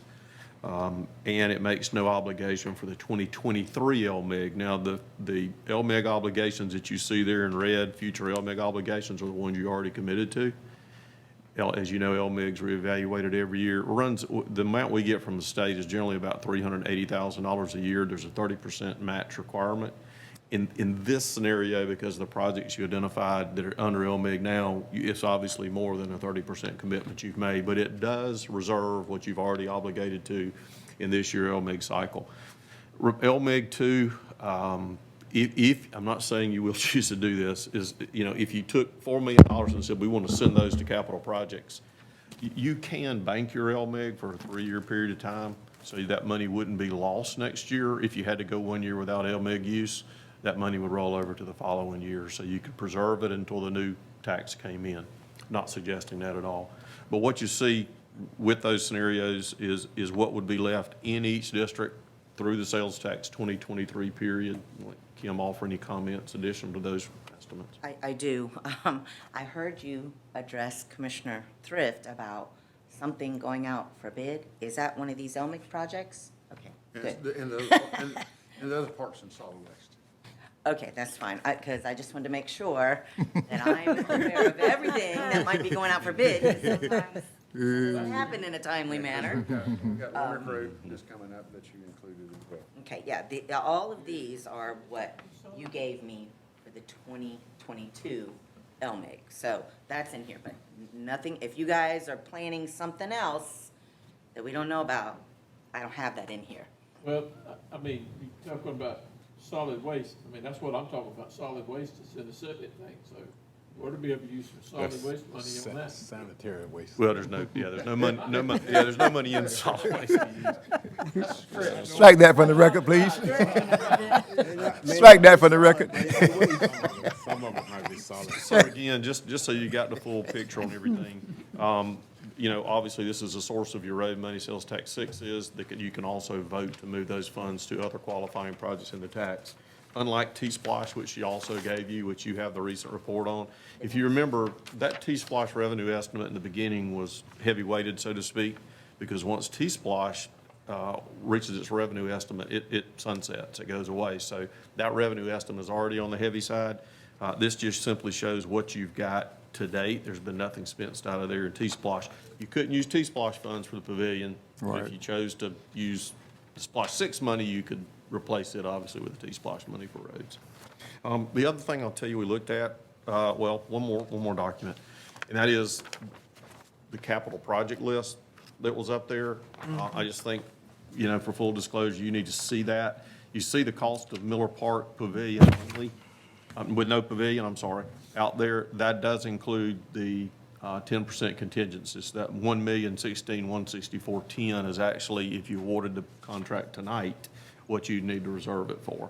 So that's really the amount of money for Miller Park you're looking for tonight, if that's all you want to address. I did list some other capital projects on there that some you've all that you've really committed to. Southside Park, you see that, and the status of that is listed as unfunding, but I know y'all want to try to participate in that. Yes. The Sam Harris Gym, that is the amount of money left in the recreation splosh right now that's available. That project is under design. It'll go out to bid in January. So we're hoping to be able to do that gym renovation for 1.4, hoping to. Outside of that, there's no other funding source identified. The road department is Splosh 6. As you know, we're under land acquisition for that. That 1.5 million isn't going to touch that building because that estimate was done at the beginning of the Splosh 6 before everything went crazy. That has not been designed yet, but that is a building that's going to take some other funding. The US Highway 84 improvements, we talked about this a little bit, out in front of the proposed Miller Park Station, are estimated to be about $3 million. And there is no funding source for that right now. We've approached the state. We're going to go back and see them again. They've got a new district engineer. And we'd also look for some ARPA money for that from federal sources, but that's an unidentified funding. Miller Park Station is the fire station. Estimated cost is $10 million on that station. It has been assigned, as you see, note number 1, at this point, $1.5 million in your ARPA money. Health Department, also unfunded, except for its ARPA contribution that the board's identified and will hopefully adopt later on tonight, of $2 million. And then the EMS station is also unfunded. It's out for bid. It is allocated $1 million right now in ARPA funds, but it's estimated to cost $3 million. That's building and land and entrance road going into the park and the drainage appurtenances and everything that has to be done. So those are the projects that, some of which are not funded at all, some of which are going to need some seed money, I'm sure, later on as you consider that. Last thing I promise I'll leave you with is that I went through, and Trent and I talked briefly about this yesterday a little bit. I went through the bid that we received, kind of back to Commissioner Walden's point about looking at the bid items to see what could be spread out somewhere. So in your Splosh 6 cycle, you've got some drainage money that's out there. There are some projects identified for that. One is one that you talked about earlier, which is down at the coast, the project we were just talking about. The other is a replacement of the box culvert on Islands Highway that's been damaged through the storms. That's going to be a FEMA participation event for us, but it will require a match. The other is the bridge going into James Brown Park. That being said, I went through the line items on the project and identified what are drainage-related items, and out of those, and maybe a few more dollars here somewhere, but it's about $217,000, almost $218,000 in that project of drainage that I feel real comfortable saying that the drainage fund could help out with this project if you want to move that money over. So the amount of money, that $1 million, you can take away about $218,000 from it, and that would actually be the money you're looking for tonight. that's without going back to ARPA. Mr. Stevens brought that up last time. In the ARPA fund, there's actually a little over $600,000. Kim made that number off the top of her head. 670, I think. On the last page. 677.98 in unidentified money under ARPA. I know you wanted to reserve some, but I mean, if you wanted to use $500,000 of that money, or this project qualifies as a outdoor venue, fresh communities, children's enhancement, whatever it is, piece of ARPA that we feel comfortable could be used for that, if that's the board's discretion to do it. Which project? That could be used for Miller Park Could be, some, all, Or in- whatever you want to do, and sure. for Southside. In fact, it could be used for any of these, Anything, any of any these of the outdoor park. park projects Right. that are on Any this of them, list. yeah. Okay, okay. I think if anything, before we touch that, Mr. Chair, I don't know what I just did with the list, but I know we kind of, here it goes. I know we kind of broke down the ARPA money. I guess if we could possibly go back and dissect some of the stuff in here as well to try to loosen up some flow. You know, actually, even with the, I hate to say it, but, you know, the money that we have set aside for people to get vaccinated, I mean, That was one thing we were kind of, we I jumping mean, ahead of the gun. We're at this point, either they don't get vaccinated or they not. I mean, I don't think an extra $50 or $100 or $200 is gonna really. If people have seen on the news and their family members, because COVID has touched everyone by now, directly or indirectly. So at this point, you know, trying to incentivize someone to go get vaccinated, I don't. If you can see one of your loved ones get sick or pass, if that don't make you move, I don't think $1 will either. That's just my opinion. So that might be some alternative funding that we could look at as well. Well, and the, possibly the 3.9, if, I mean, that's healthy childhood environments, could the park, there's quite a bit in that amount. Well, it's already portioned out. Oh, so that's specifically for that? If you look, if you're just looking at the front page. Yes, ma'am. If you look at the detail. Right. Uh-huh. Section 3.9, It'll show. Okay. it'll show you the list of things That can be, that was tentatively identified. Where am I at? I think I'm on the wrong page. Go to section 3 point,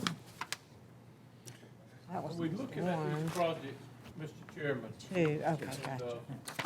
I'm All right. fortunate that I've got some of all of it, baseball, Okay, yeah, softball, and walking indoor trail. activities, but, I mean, Yeah. what's the most important is, so far that we've heard is At least some social of it. distancing.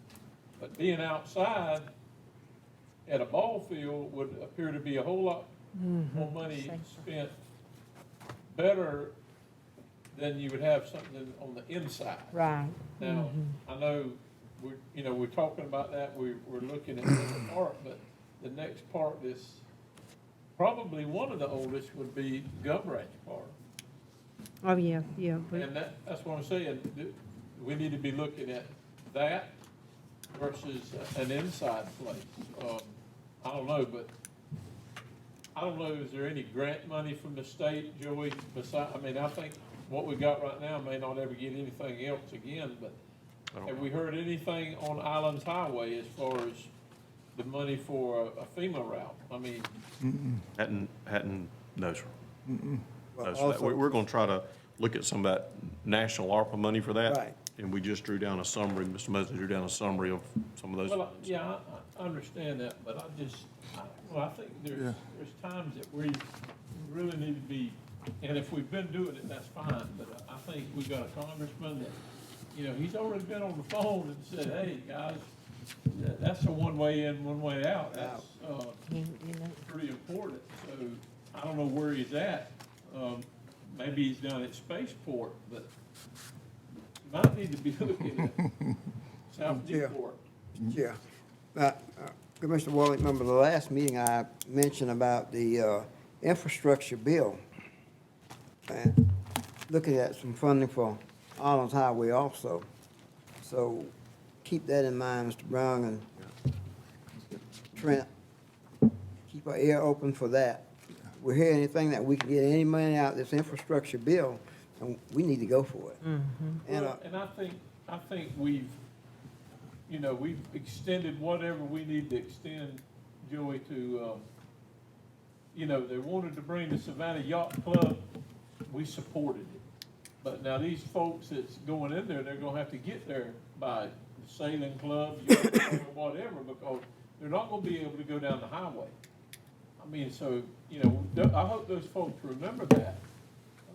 And if we need to all get together and the chairman type us up a nice letter that we can sign it, but, it's important that that is, addressed. I mean, people can say global warming or whatever, when the good Lord decides it's gonna blow the wind, it's gonna be too late then. Let's, Couple of things to mention too, because we think about if these other capital projects on here don't get funding from any other source, then there are potential, well, some of them are on SPLOST, they gotta get done. But, like the 84 project, the fire station, the health department, if they would need to appear either with some payback schedule on the next SPLOST cycle, which takes away from obviously the money. There's some others that aren't on here that you've talked about that we don't even have a price on. That's the elections office with land. And that is the jail expansion or jail renovation that's gotta happen. So those are large dollar projects also. I just want you to be aware of what's facing you out there on the capital side. No, You know. list keeps growing. Yes, sir. It sure does. I mean, I'm sorry. Yeah, plus the road project Commissioner Walden mentioned. You know, if that's something. well, and I think the jail project is an important thing, but we need to also look and see how many we're housing from another counties. And because I know Long County's got money, they're gonna build their own, so that's gonna take, I don't think you know, 65 beds out from here, so we may not need to expand, but. I think it's both. The, I know it wouldn't. you know, how much was the land acquisition for the for the Elections. EMS office? Nothing. That, It was our property? No, sir, that Development Authority. Yeah. they gave it to us. That's what we're talking about, all that. I thought you said the land acquisition was, That's for the, Elections. road department. Oh, road. Next door. 2 million. No, Oh. no, no, no, no, no, Well, no. now, we didn't have enough land left after we moved all that material out? No, sir, No, we had to get some from the No. Remember, we contacted Coastal, I'm sorry. Coastal EMC. That's a minor part of that building. That's, Yeah. the big part is gonna be in that. That could be done before we, yeah. Well, that building is only because it's made of steel and metal, it's gonna be, and plumbing and electrical is gonna Yeah, be. you could probably tear it down and maybe make a half % on the paint. So Joe, we need, man, you're giving us so much, and I appreciate it. But, So, you know, so what's before you really is the Miller Park project. If you take that 1,016,164,10, you take out what's available in drainage, the delta in there that you're looking for that project is 798,197. 798, 197. Mr. Brown, let's go back, you know, because when the committee met, remember, we plugged in 400 for Jones Creek, and we could pull some from Jones Creek and go to Miller Park.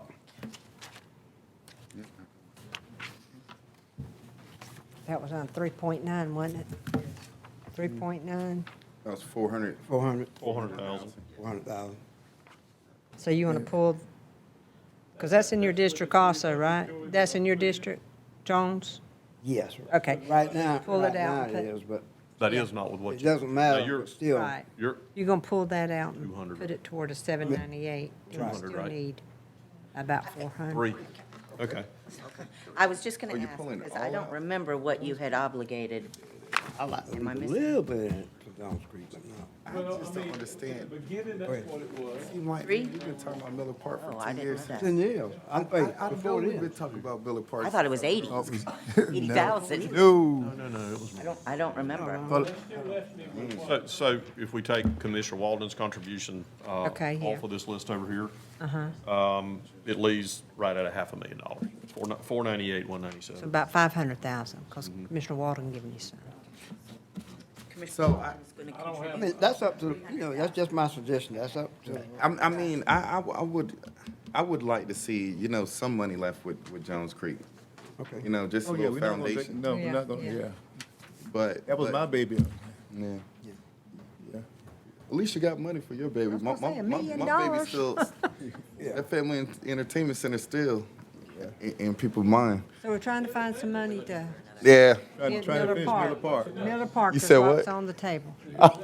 What are we down to, Joey? 498, 197, Ken, $500,000. All right. Commissioner Walden gave 300? All right, You gonna raise me? Or just call. Call it. but I gotta make sure I have some money left for, Yep. Southside. Yes. All right. All right, Kim, I'm ready.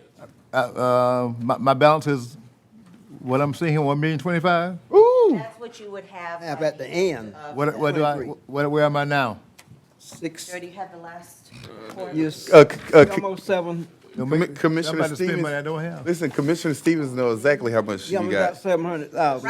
Right now, you have 686,000, I'm Do I? close. right now, What you got in yours? available. 66. Wait a minute now, we're gonna add it up here now. I'm about to say, Yeah, I don't have anything, You cause don't my, have anything. 600 he had what? 66,000. gone. But 600 what, Kim? that can go. Right now, as of the end of November, you have 686,887 today available. I'm just saying 600. Today available, Commissioner Walden, you have 646,324 available today. If we take 300, that'll cover part. I Right, got you. Joey? Yeah, Got we're- you down for 3. We're down. Marion's gonna pay, he's gonna see us 300, and the chairman's gonna see us 300. Well, Marion Marion don't will be able have to see it. Mayor don't have that. He has I have 66. 66. Right now, all Marion has right now is 158,000. Okay, Oh, I thought it was 66,000. That's at the end of 2023. 23. But after the These LMIG, projections go out to 2023. Yeah. but one- what's happening there? Well, you like Rick Ross, That's spend it not fast. The 166 I got can go for. This one, Captures the yeah, LMIG this one requirements. captures the LMIG requirements. So And some that's of the 158 will get gone. Yes, and that's why it's gonna leave him at the end of 2023 with 66,000, because he's got those LMIG requirements already. Well, I'm gonna go ahead with it, Mr. Chairman. I mean, I think we need it. Yeah, And we do. I know that they're gonna come back from the state and carry my district all the way down to Bill Carter Road. But, all right, let's go to, the ARPA contingency. So let me back up, make sure. So there's, before we can, so there's nothing else coming out of this sheet then? Don't say that yet. Okay.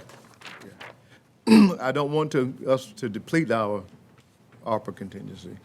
Oh, well, Now, no, Mr. this Chair. is the district. This is the Right, district. right, but that's 667, That's what you have right now.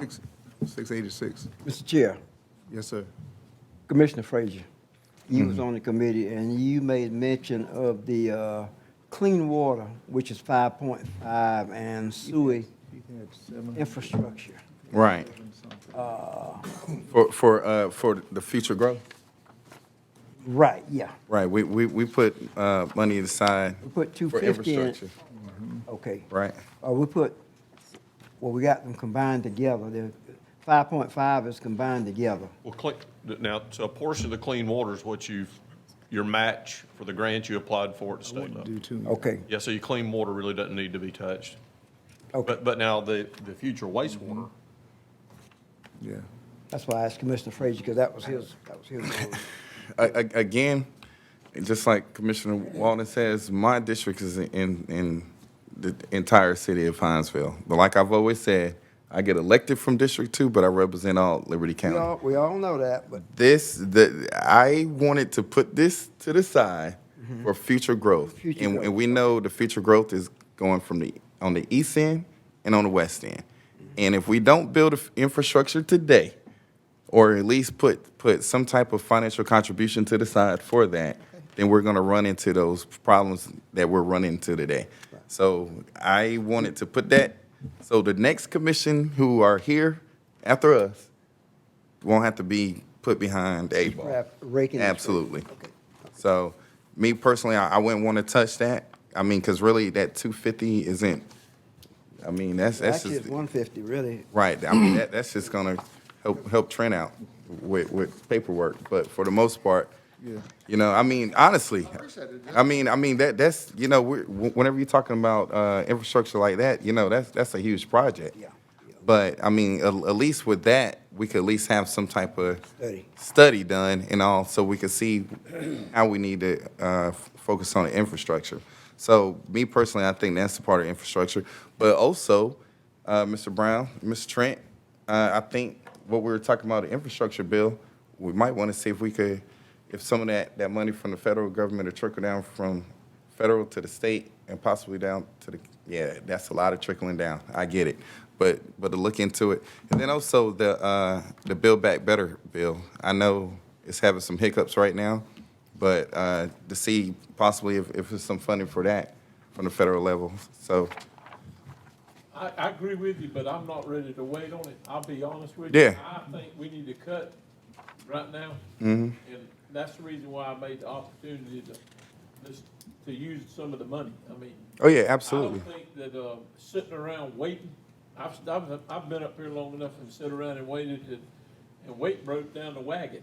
Okay, so I'm just gonna go with it like that. Let's do it, and I understand the chairman. I think, you know, I don't wanna deplete what we got, but if we can get something later on, Yeah, that's fine, but let's yeah. go with what we So hold up. It, Well, that's the money, right? Let's try to get us back on course. So, Miller Park, 500. That's what we're looking for. That's what we're looking for. All right, all right. I was trying to spend my money wisely because I have other things to do, but I think I can comfortably offer 200,000 from my fund. What you doing, Eddie? 3? He did not call. Yeah, because I got I made some other promises. I'm gonna try to see if I can talk to Mr. Gillard to help me. Can I help? Can we do this together? I was looking at the money that's in That's District including 2 that one, I'm gonna that's inherit. including the remaining balance I got. That's what I'm saying. That's not Everybody's including remaining thinking that balance. their district is gonna I be mean, the hey, same if they're as being theirs. so gracious, I was just listening to make sure that, Hey, I'll be down in Gumbree. that the commissioner of District 2 don't spend all his money, because I'm gonna inherit. Oh, trust me, I'm looking at what I have obligated, and I know half of that is going to District 5 already. So now we're at 300,000? You're still looking for 300,000. All right, we need $300,000, man. I feel like I'm, How much, you say this is through Hold on just a 23, Kim, what do I have right this minute? You're looking for 231,799, because Commissioner Stevens wants to kick that in. 231? He's anticipating. The T-Splus, that's what I'm saying. Right now, Y'all stop using why can't all we the use splus some of money. the 209. T-Splash money? T-Splus money on the road. 9,650. right, that's at the end of November. And through, I was gonna say. April 23, I have, that's a good. that's 5. 546, 943, but again, I don't have anything obligated for you for any more road projects, so I don't know what else you had in mind over the next couple of years. I'm sorry, what was the other one you just got? So District 1 is going to kick in Right. 66,000. Okay. Joey, good question. The T-Splosh funds for the road work, for the decel lanes, can we use that for the You could, park? Okay. for the road work. That's gonna clean it up. Right now, 163,000. All right. Matter of fact, I help out with that then, with my T-Splus buddy. I got you. I told you I was gonna come in. How much is that, Ken? How much? I'm- How much you need first? Too late. How much you need? Trent, For the road? hold on, let's, you mean? hold on just a second. So The decel lane. I can help you. I think, The weight in the wagon. I think that It broke down the wagon. if they want to kick over, Trent, if they want to kick over T-Splosh stuff, there's $231,000 worth of road work in there. 200, how much? Safe to say, right? Oh, man, Okay. I take half of that. But it's, No, we but split half of it. there's Yeah. at least I got you. We'll split 150,000 half. of road I got you work in half. that project. We'll split half of it. Mr. Chairman, Yeah, so T-Splosh, yeah. There's Mr. Chairman, those items to do that. I want to make an announcement. I obligate half of that And I'll take the other half from, from District 2 T-Splosh and T-Splosh. right. on my T-Splosh. Yeah, Let the ink dry. yeah. No, No, you don't need that, no. they're each doing half of the 230 left. You said 200, 200. I'll tell you what that number is. Half, whatever half is. All right, so it was 426. Right. 948 divided by 2. So that's $213,474. You don't, let's. Each. I'm not gonna be that close. I know, we got it, yeah. So we'll just split the remainder. We'll pull enough road work out to split 231, 799, 10 is what we're gonna do between those districts and T-Splosh. Okay. There we go. Okay. Teamwork makes the dream work. Now, See what happened? now, Started this, nobody wanted us, City of Hinesville commissioners to have any money, Speak it. right? None of Guess what? I'm included in the city of Hinesville now. I'm in the city. We all helped out. It's all the same. we'll end up taking. Because teamwork makes the dream We've work. always helped out. All right, Mr. What did it? Does not include pavilion. It's not- Mr. Jones, you out Hold of up, the we city just now. spent all that money and we still don't have a pavilion? That You was, out of the city Bid now. pavilion yet. Yeah, But you're gonna have to rebid it. that's how I got there. Get a bid on it and you see how much. we may just go to ARPA for the pavilion. Make some adjustments in our ARPA. Right. I need to come. Well, that's true. You do have, and you still have the contingency of 677,000 in the ARPA You that do, Yeah. you do still have, right. We'll find it, can support the pavilion. Yeah, I think you'll find that. we'll find it. in This there. is a hard piece to crack. Okay. Okay. It's the only thing I don't like, y'all. I really wish we could have done this in a much better, more formal way than the way we did this. Well, it's Taking hard, bids. it's hard. It kind of reminded me of a church anniversary though. not pretty. I It's kind like- of felt that. You know, Mr. Them pastors, you know them pastor anniversaries. That's what it kind of reminded me of. We had to pass, go get the plate. We're gonna- I know. There's one. Y'all We won the game, but it wasn't pretty. It was, you know. y'all know how them pastor anniversaries be. Very Okay. regimented. Didn't have any idea whether we were at 200 or 50,000 or understand. 140. I know where you all were. Trying to get two in a room at a time. We didn't know where we were either. So, We got it now though, right? we got it now. Mr. Chairman, Mr. Brown, so we've got Miller Park taken care of, and then we will, waiting on the city to come back with Southside. It's out for bids, or they may have gotten them in by now. And then these others, I know the committee's working with the health department, so, okay. Right, Okay. right. All You'll have to take those as they come. It is better to use as much of that T-Splosh on this project as you down. could. Right. Because it's not as flexible of money. Absolutely. Okay. You could, yeah, so we'll That's why I did it like that, my friend. we'll Thank back, thank the citizens for passing T-Splosh. Right. Yes, we'll back in. okay. And commissioners, thank you for your cooperative spirit and sharing with that. We appreciate that. Here's the other question, I guess, before we leave that. So we need a motion to award the bid then to Taylor's Creek. And then following that, if we could get just the approval from the board to go ahead and re-advertise the pavilion in January. I wouldn't do it in December, we won't be ready, but in January, we'll go ahead and get that back before you two. Taylor's Creek in the what amount, Joy, did it? 9, 9? 923, 785, 55. Plus the on 10% Trent's contingency paperwork. How much? 10%? right now. And I really hope that that won't all get spent. That's a large contingency. 923,785 55. cents, plus a 10% contingency. Finding Commissioner Gill? Mr. Chairman, that's the motion. Okay. I got two You- motions, I need a second. I'll take second. Did you make the motion? Yeah. Okay, second. Okay. All right, any other discussion? Everybody's with the plan. All right, all in favor, let me know by show of hands. All right, good job. That's great. Man, that's a win for Miller That's all Park. Miller Park. Man, 10 years in a row. And I came out of that, didn't spend a dime. You gonna help me out? It ain't over, baby. On the south side. It's plenty of projects out there. I'll be looking for your We got contribution. plenty of other projects. Joy, I got one question on this, the outstanding, the Sam Harris gym, we got Splosh 6. Is that's in So Yes. that amount is, it is going to be available by Okay. 2023 on that. That's correct. Okay. I mean, we won't have to wait till 2023. We're going to go ahead and bid that project, and we'll Okay. borrow okay, some money from good. another. So that's piece. already allocated for As this. long as it comes in at 1.4, we're good. Okay, okay. Lower. Okay, good. I tell you, All right. this stuff is just unbelievable right now. It is. ARPA budget approval. I can't believe $400 and something thousand dollars for Yes, ARPA sir. budget approval? This is the budget. The front page is just the summary of the sections of the expense categories, but you have the pages behind it that detail things that were considered. Some of them are specific things that we pulled directly from the CIP budget, things that we knew we needed, whether it was, the jail cell bars or the water lines out at the jail, or, some of the help for the nonprofit and the businesses, that sort of thing.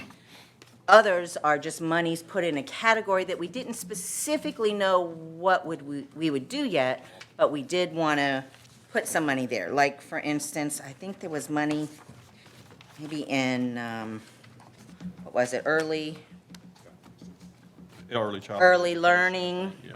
some more in academic services, just Mm-hmm. 100,000 each, but that way we could just set it there and then determine at a later date specifically what you want to do with it.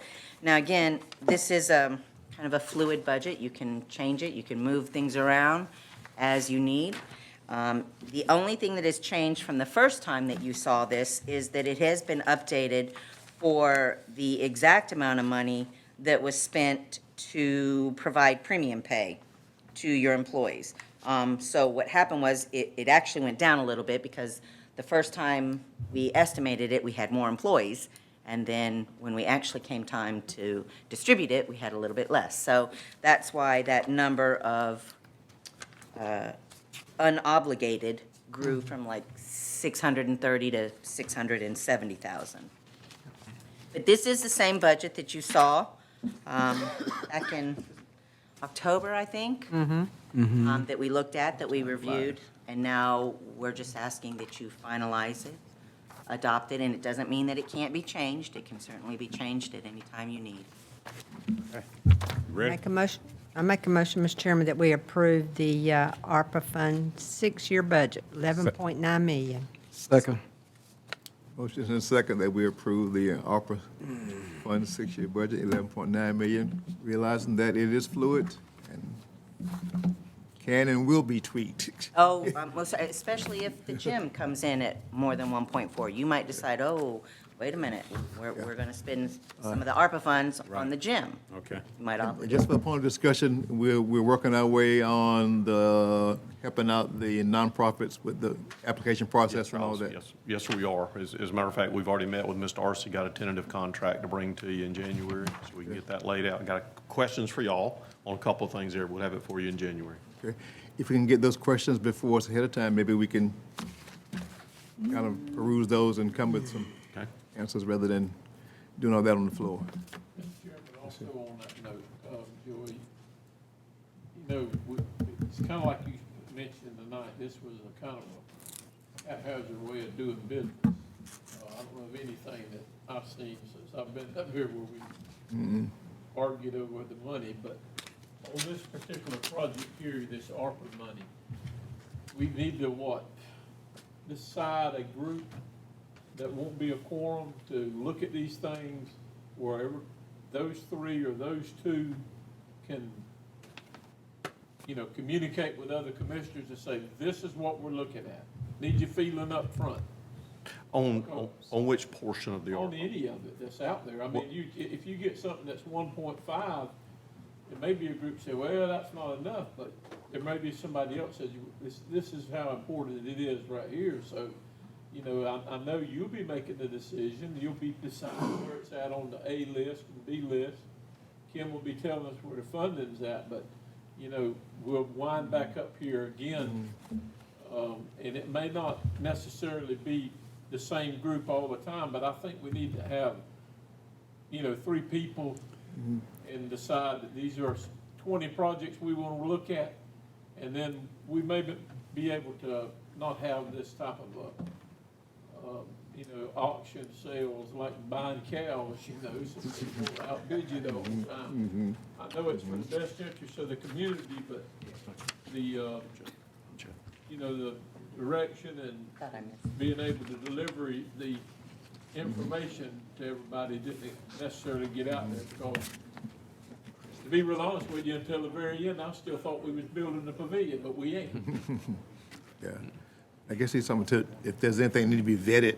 So what we need to try to do, especially with the agencies and nonprofits, is for the board to establish, and we're gonna bring that to y'all, the criteria that agencies have to meet. Okay. That I don't think, what I would hope is there's not, and not disappointing the need for a committee to look at other projects, but on that needs to be real clear cut. There doesn't need to be a committee to vet what agency gets this and what agency gets that. I don't think that's what Commissioner Walden's suggesting. But yeah, on the other projects that you may go forward with, whether it's clean water or wastewater or whatever, but Walking trails or or whatever. walking trails, but that agency participation, you just need to have an application, it's straight down the line. In fact, Stick with it. what we're looking for United Way to do, they did for Chatham and Savannah, is to say, based on this criteria that was established, this one qualifies, this one qualifies, this one qualifies, this one didn't submit the reports, they don't qualify yet. A third party's good to do that. So, but yes, I don't disagree on the other, I mean, we got a lot of projects going in there, so Will, whether it's now or later, sir. whatever y'all do there. Commissioner Walden, as projects or ideas arise, yes, sir, we'll do that and try to help smooth the process out. Well, I see where you're headed. I think it's, whoever, but I think in the end, you need to be the one that would, I don't wanna be dwelling on it that much, but, there's a part of this pandemic and part of the ARPA money that was being put out here in the community, but, what this also did, mentally, physically, what it did to some of the people in the community, some of the employees that's right here working. I mean, they lost work, they lost loved ones, and, what do we have in place? Well, we just would need to be prepared to have those type of things in the community to help. And, I don't know if it's on there or not. If we've got a dollar amount that we can say, this is helping somebody out, but if it's a bad idea, then. We got it. I think We got it. I mean, there is a section for mental health. You haven't obligated any yet, but certainly that's something that you can think about. That's one of the good things about ARPA. It does, I mean, it's limiting in a way, but in another way, There are several areas that it touches. yeah. Yeah. All right. Did we vote yet? We did not. No, vote we on did it. not vote. We need to vote. We gotta know. Y'all gonna carry it? All in favor? All right. Thank you. Thank you, Miss Kim. you wanna, Sound like they eating potato chips. do we just say that the District 1, whatever, they didn't want any, so we just, you wanna vote on that? Yeah, let's go ahead and take all these All right. while they go. Arts, Yeah, Sure, we there's get one all. Arts Council roof repair. Before we leave the ARP, there was one other thing, and I, obviously, it was in part of that budget that I think if you were going to do it, now's the time to do it, if you're gonna do it. And that was that vaccination bonus that you talked about. It is time for the boosters. What would be put into place would be 2 shots plus a booster, proof provided to HR, and then the list provided. The amount that Kim has put in here per person that might be eligible, and not that all this money would be spent, was $200 per person. Yeah, it ranges anywhere from 100 to 500 in communities. And I know Commissioner Frazier expressed some concern there, so I'm not trying to I circumvent would make a that, but motion, that- we approve that, that Mr. was Chairman. one. Yeah. I make a motion, we approve. Yeah. Go ahead with it. Yeah. The booster shots are out there. Second? A second. All in favor? I have a question about that. Joey, is that, Sorry, that's for that was already? the county employees? It would be. Is it for the ones that's got all the vaccinations and the booster, or It just the would, it ones would that have to be had? for the ones that have met, I would propose it to be for the ones that are up to date on everything, which would be the 2 shots plus the booster. And then the ones that hadn't, as they get it, they would. They become eligible, yes. they- Okay, you have to have it to get it. Yes, you'd have to bring your actual vaccination card from Department of Public Health. Either We'd make a copy. Johnson & Johnson, which is 1 plus the booster, or Moderna or Pfizer with 2 plus the booster, and Right. you show proof of that, then you're eligible for the, That's okay. right, that's right. And they'll trickle in because of the differences in the stages and have time that lapses, but Okay. we just need a vote. Did we vote on it? We did. We It is. Mary, all your money gone while y'all was back there. No, We voted to take every dime. from- it wasn't any left. we Passed unanimously. Hey, it wasn't any left. it voted, it passed 5-0. Yeah, like I have to tell you, that didn't happen. He did save enough for an Uber ride home. Arts Council roof repair. Yes, this was an emergency request that we did for roof repair. Leah Poole actually contacted me because the roof over that section of that building over there is deteriorating pretty bad. This does not include some carpentry work that's got to be done, but I think we can do that in-house. But this is from SRS Roofing Systems for $59,855. This would have to come out of general fund contingency. There's not really another place to get it, but it's kind of one of those things that, I mean, I don't see how we cannot do it. Which building is it now? Just the Arts Council, where the Arts, the old Georgia Hotel building. This would be complete roof replacement, new roof to be put down over there. What are you getting, rent on that? We're not. None. Because you deferred, in the lease, you deferred rent based on the improvements they put in it. So you're just talking about that part of the building, not the old Collins Pharmacy? That's correct. Correct. Well, that is, that is the old Collins Pharmacy. Well, I mean, the other end of that building, there was, at one time, it was the left-hand side that we used. Yeah. The public defender was in it. So you're talking about the entire building? This would be the piece of where the Arts Council is and where the Historical Society is. That's all we own of that, yeah, Mr. Arnold owns the other. They were having major problems with Okay. leaking. We- Chair, entertain a motion. Yeah. Yeah, So- I'll make a motion that we move forward with it. Second. Motion and second that we approve the bid for the Hinesville Area Council roof repairs in the amount of $59,855. Any further discussion? Yes, sir. Move on. Before the next round. All in favor, let me know by show of hands, please. All right, thank you. We're on the roll, Mr. Chairman. Annexation. This is something that came from ACCG. I think I included the email from Todd Edwards, actually. They're asking each county to consider adopting a resolution to support some reform to the annexation dispute law, specifically as it relates to what that dispute resolution mechanism is. And I wouldn't dare try to read everything that's in that ACCG memo, but it pretty well outlines it to try to support that. In short, they did establish a committee to look at it, and I believe they are trying to get that to legislation to encourage that, simply a support for that legislation to be considered. Mr. Brown, Mr. Chair, Yes, sir. is this the one that we're talking about, like, say, if a city wants to annex a rural area into their city? It is, yes, sir. And right now, it's very limited. I don't know that this is going to broaden the ability for counties to stop annexation, but it certainly provides a better mechanism of dispute resolution if you have to come to the table to try to dispute the area they want to take. Right now, it's pretty limited in law in how you can try to dispute or argue during that mediation, and they want to see that mediation process changed as well. So, right now, just for clarification, so if a city, Midway, Riceboro, Walthourville, whatever, wants to annex a road in the rural area, what's the process now? Process is either the landowners, or there are three mechanisms: legislative introduction by local legislation, basically petition the landowners to come in, or ballot to come in, and then basically notify the county that it's going to take place. And That's it. If, there are certain things that are looked at, zoning of the city that it's proposed to be versus what it is now, whether there's any significant change in that zoning mechanism. If there is any kind of service building in that area to be annexed in, let's say we had a sheriff's substation that was on that road, the city would have to agree to pick up that substation and maintain that substation. If not, those things turn into the mediation process about how that's handled. All right, let me throw this one at you. Let's say that the county has we have a public water system. And if the county water overlay goes down that rural road,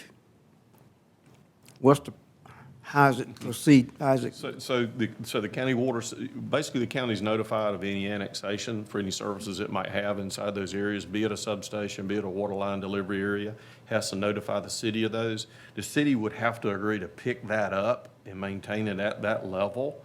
One more thought process I had. The other thing that would have to happen in there that does have a dispute resolution process in it, and you're referring to it, is the Service Delivery Strategies Act.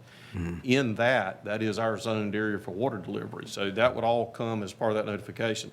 If we wanted to try to fight that annexation, or let's say fight a city from taking over our water line or doing something in our service delivery area, then we would actually go through the Service Delivery Strategies mediation process to fight that.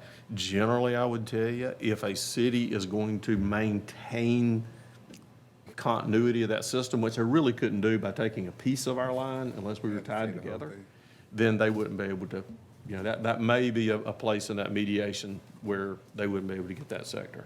They would have to guarantee to be able to continue that. There's actually two things that come together there, the annexation, dispute resolution, and the service delivery strategy, SDS law. Okay, all right. Mr. Brown, just a quick question. What's the feeling from GMA on that? I don't know. I hadn't got a feeling from GMA. This strictly came from ACCG. Right. Yeah. Yeah. Our side. Yeah. Want to know what their side. Yeah, I don't know. The group, I was actually on the task force that met about 2 years ago, and because of the COVID, there was a number of issues that never got resolved.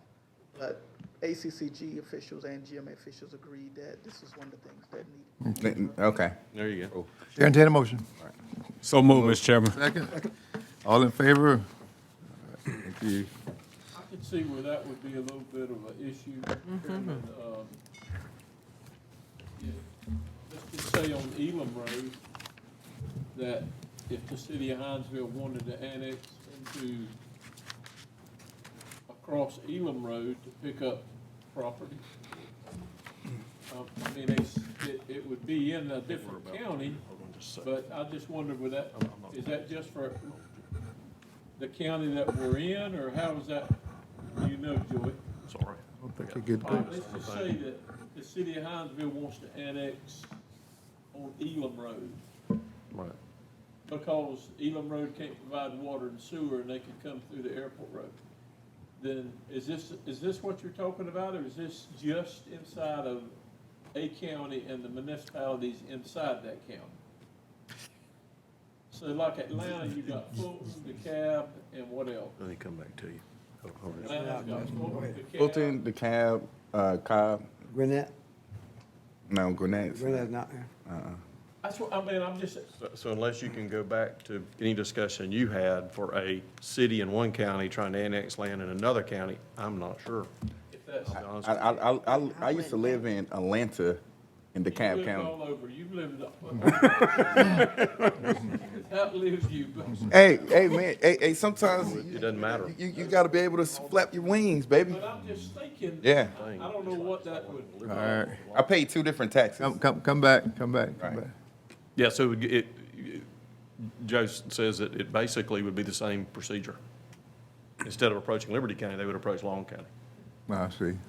The city would. The city would. Okay. Correct. I see. That makes sense. Well, I just That makes sense.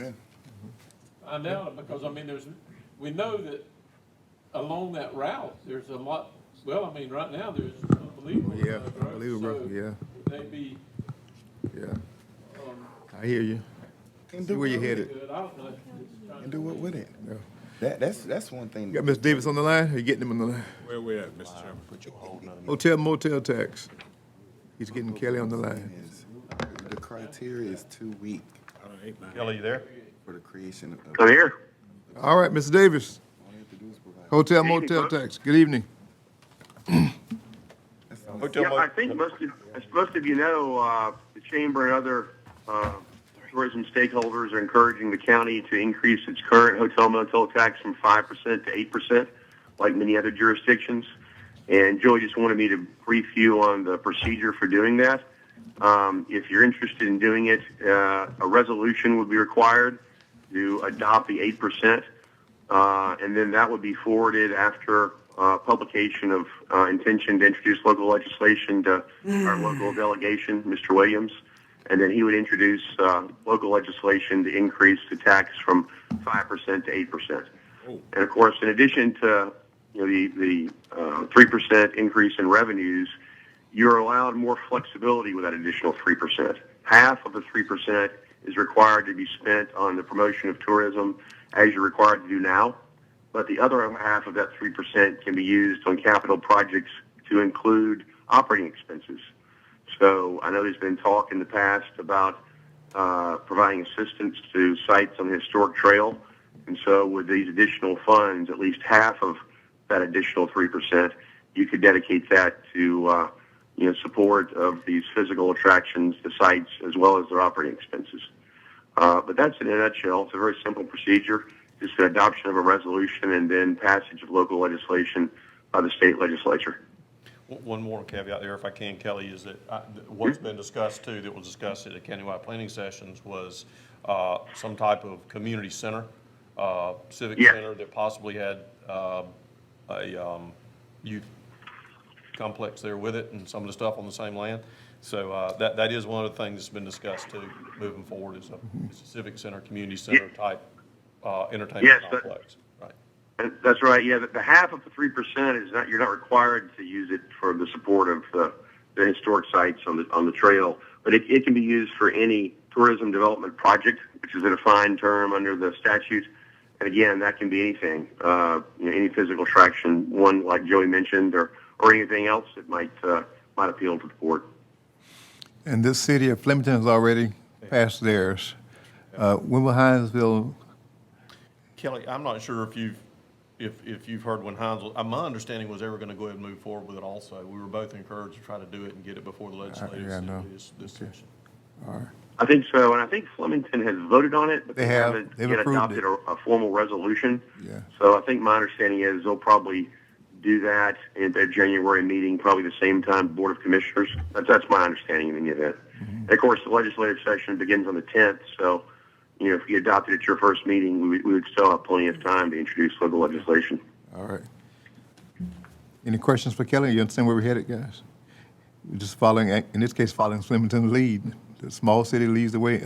I guess so, because they have hotels. Small, big city. Mr. Chairman, I can see where this, when you're increasing taxes, a lot of people will want to know, why are you doing that? I just hope people understand this is just for one item, and it would be for hotel, motels. Yeah, and right. Not Not. something else. not grocery when you stores. see that tea out there, Yeah. Only but, for. I supported the city of Flemington. Oh yeah, they haven't done it. Yeah. They've In done it. favor of it. All right. So Kelly, you bring the resolution to us in January. Yes, sir. All right, sir. And I'll circulate a draft resolution and just a memo explaining it briefly prior to your January meeting. Okay. Thank you, sir. And I've got a big area we could put that civic center. All right. Mr. Brown, announcements before we go into executive session? No, sir, no other announcements, just for executive session, consultation. Chair, entertain a motion to go out of regular session to executive session? So moved, Mr. Chairman. All in favor? Raise your hands.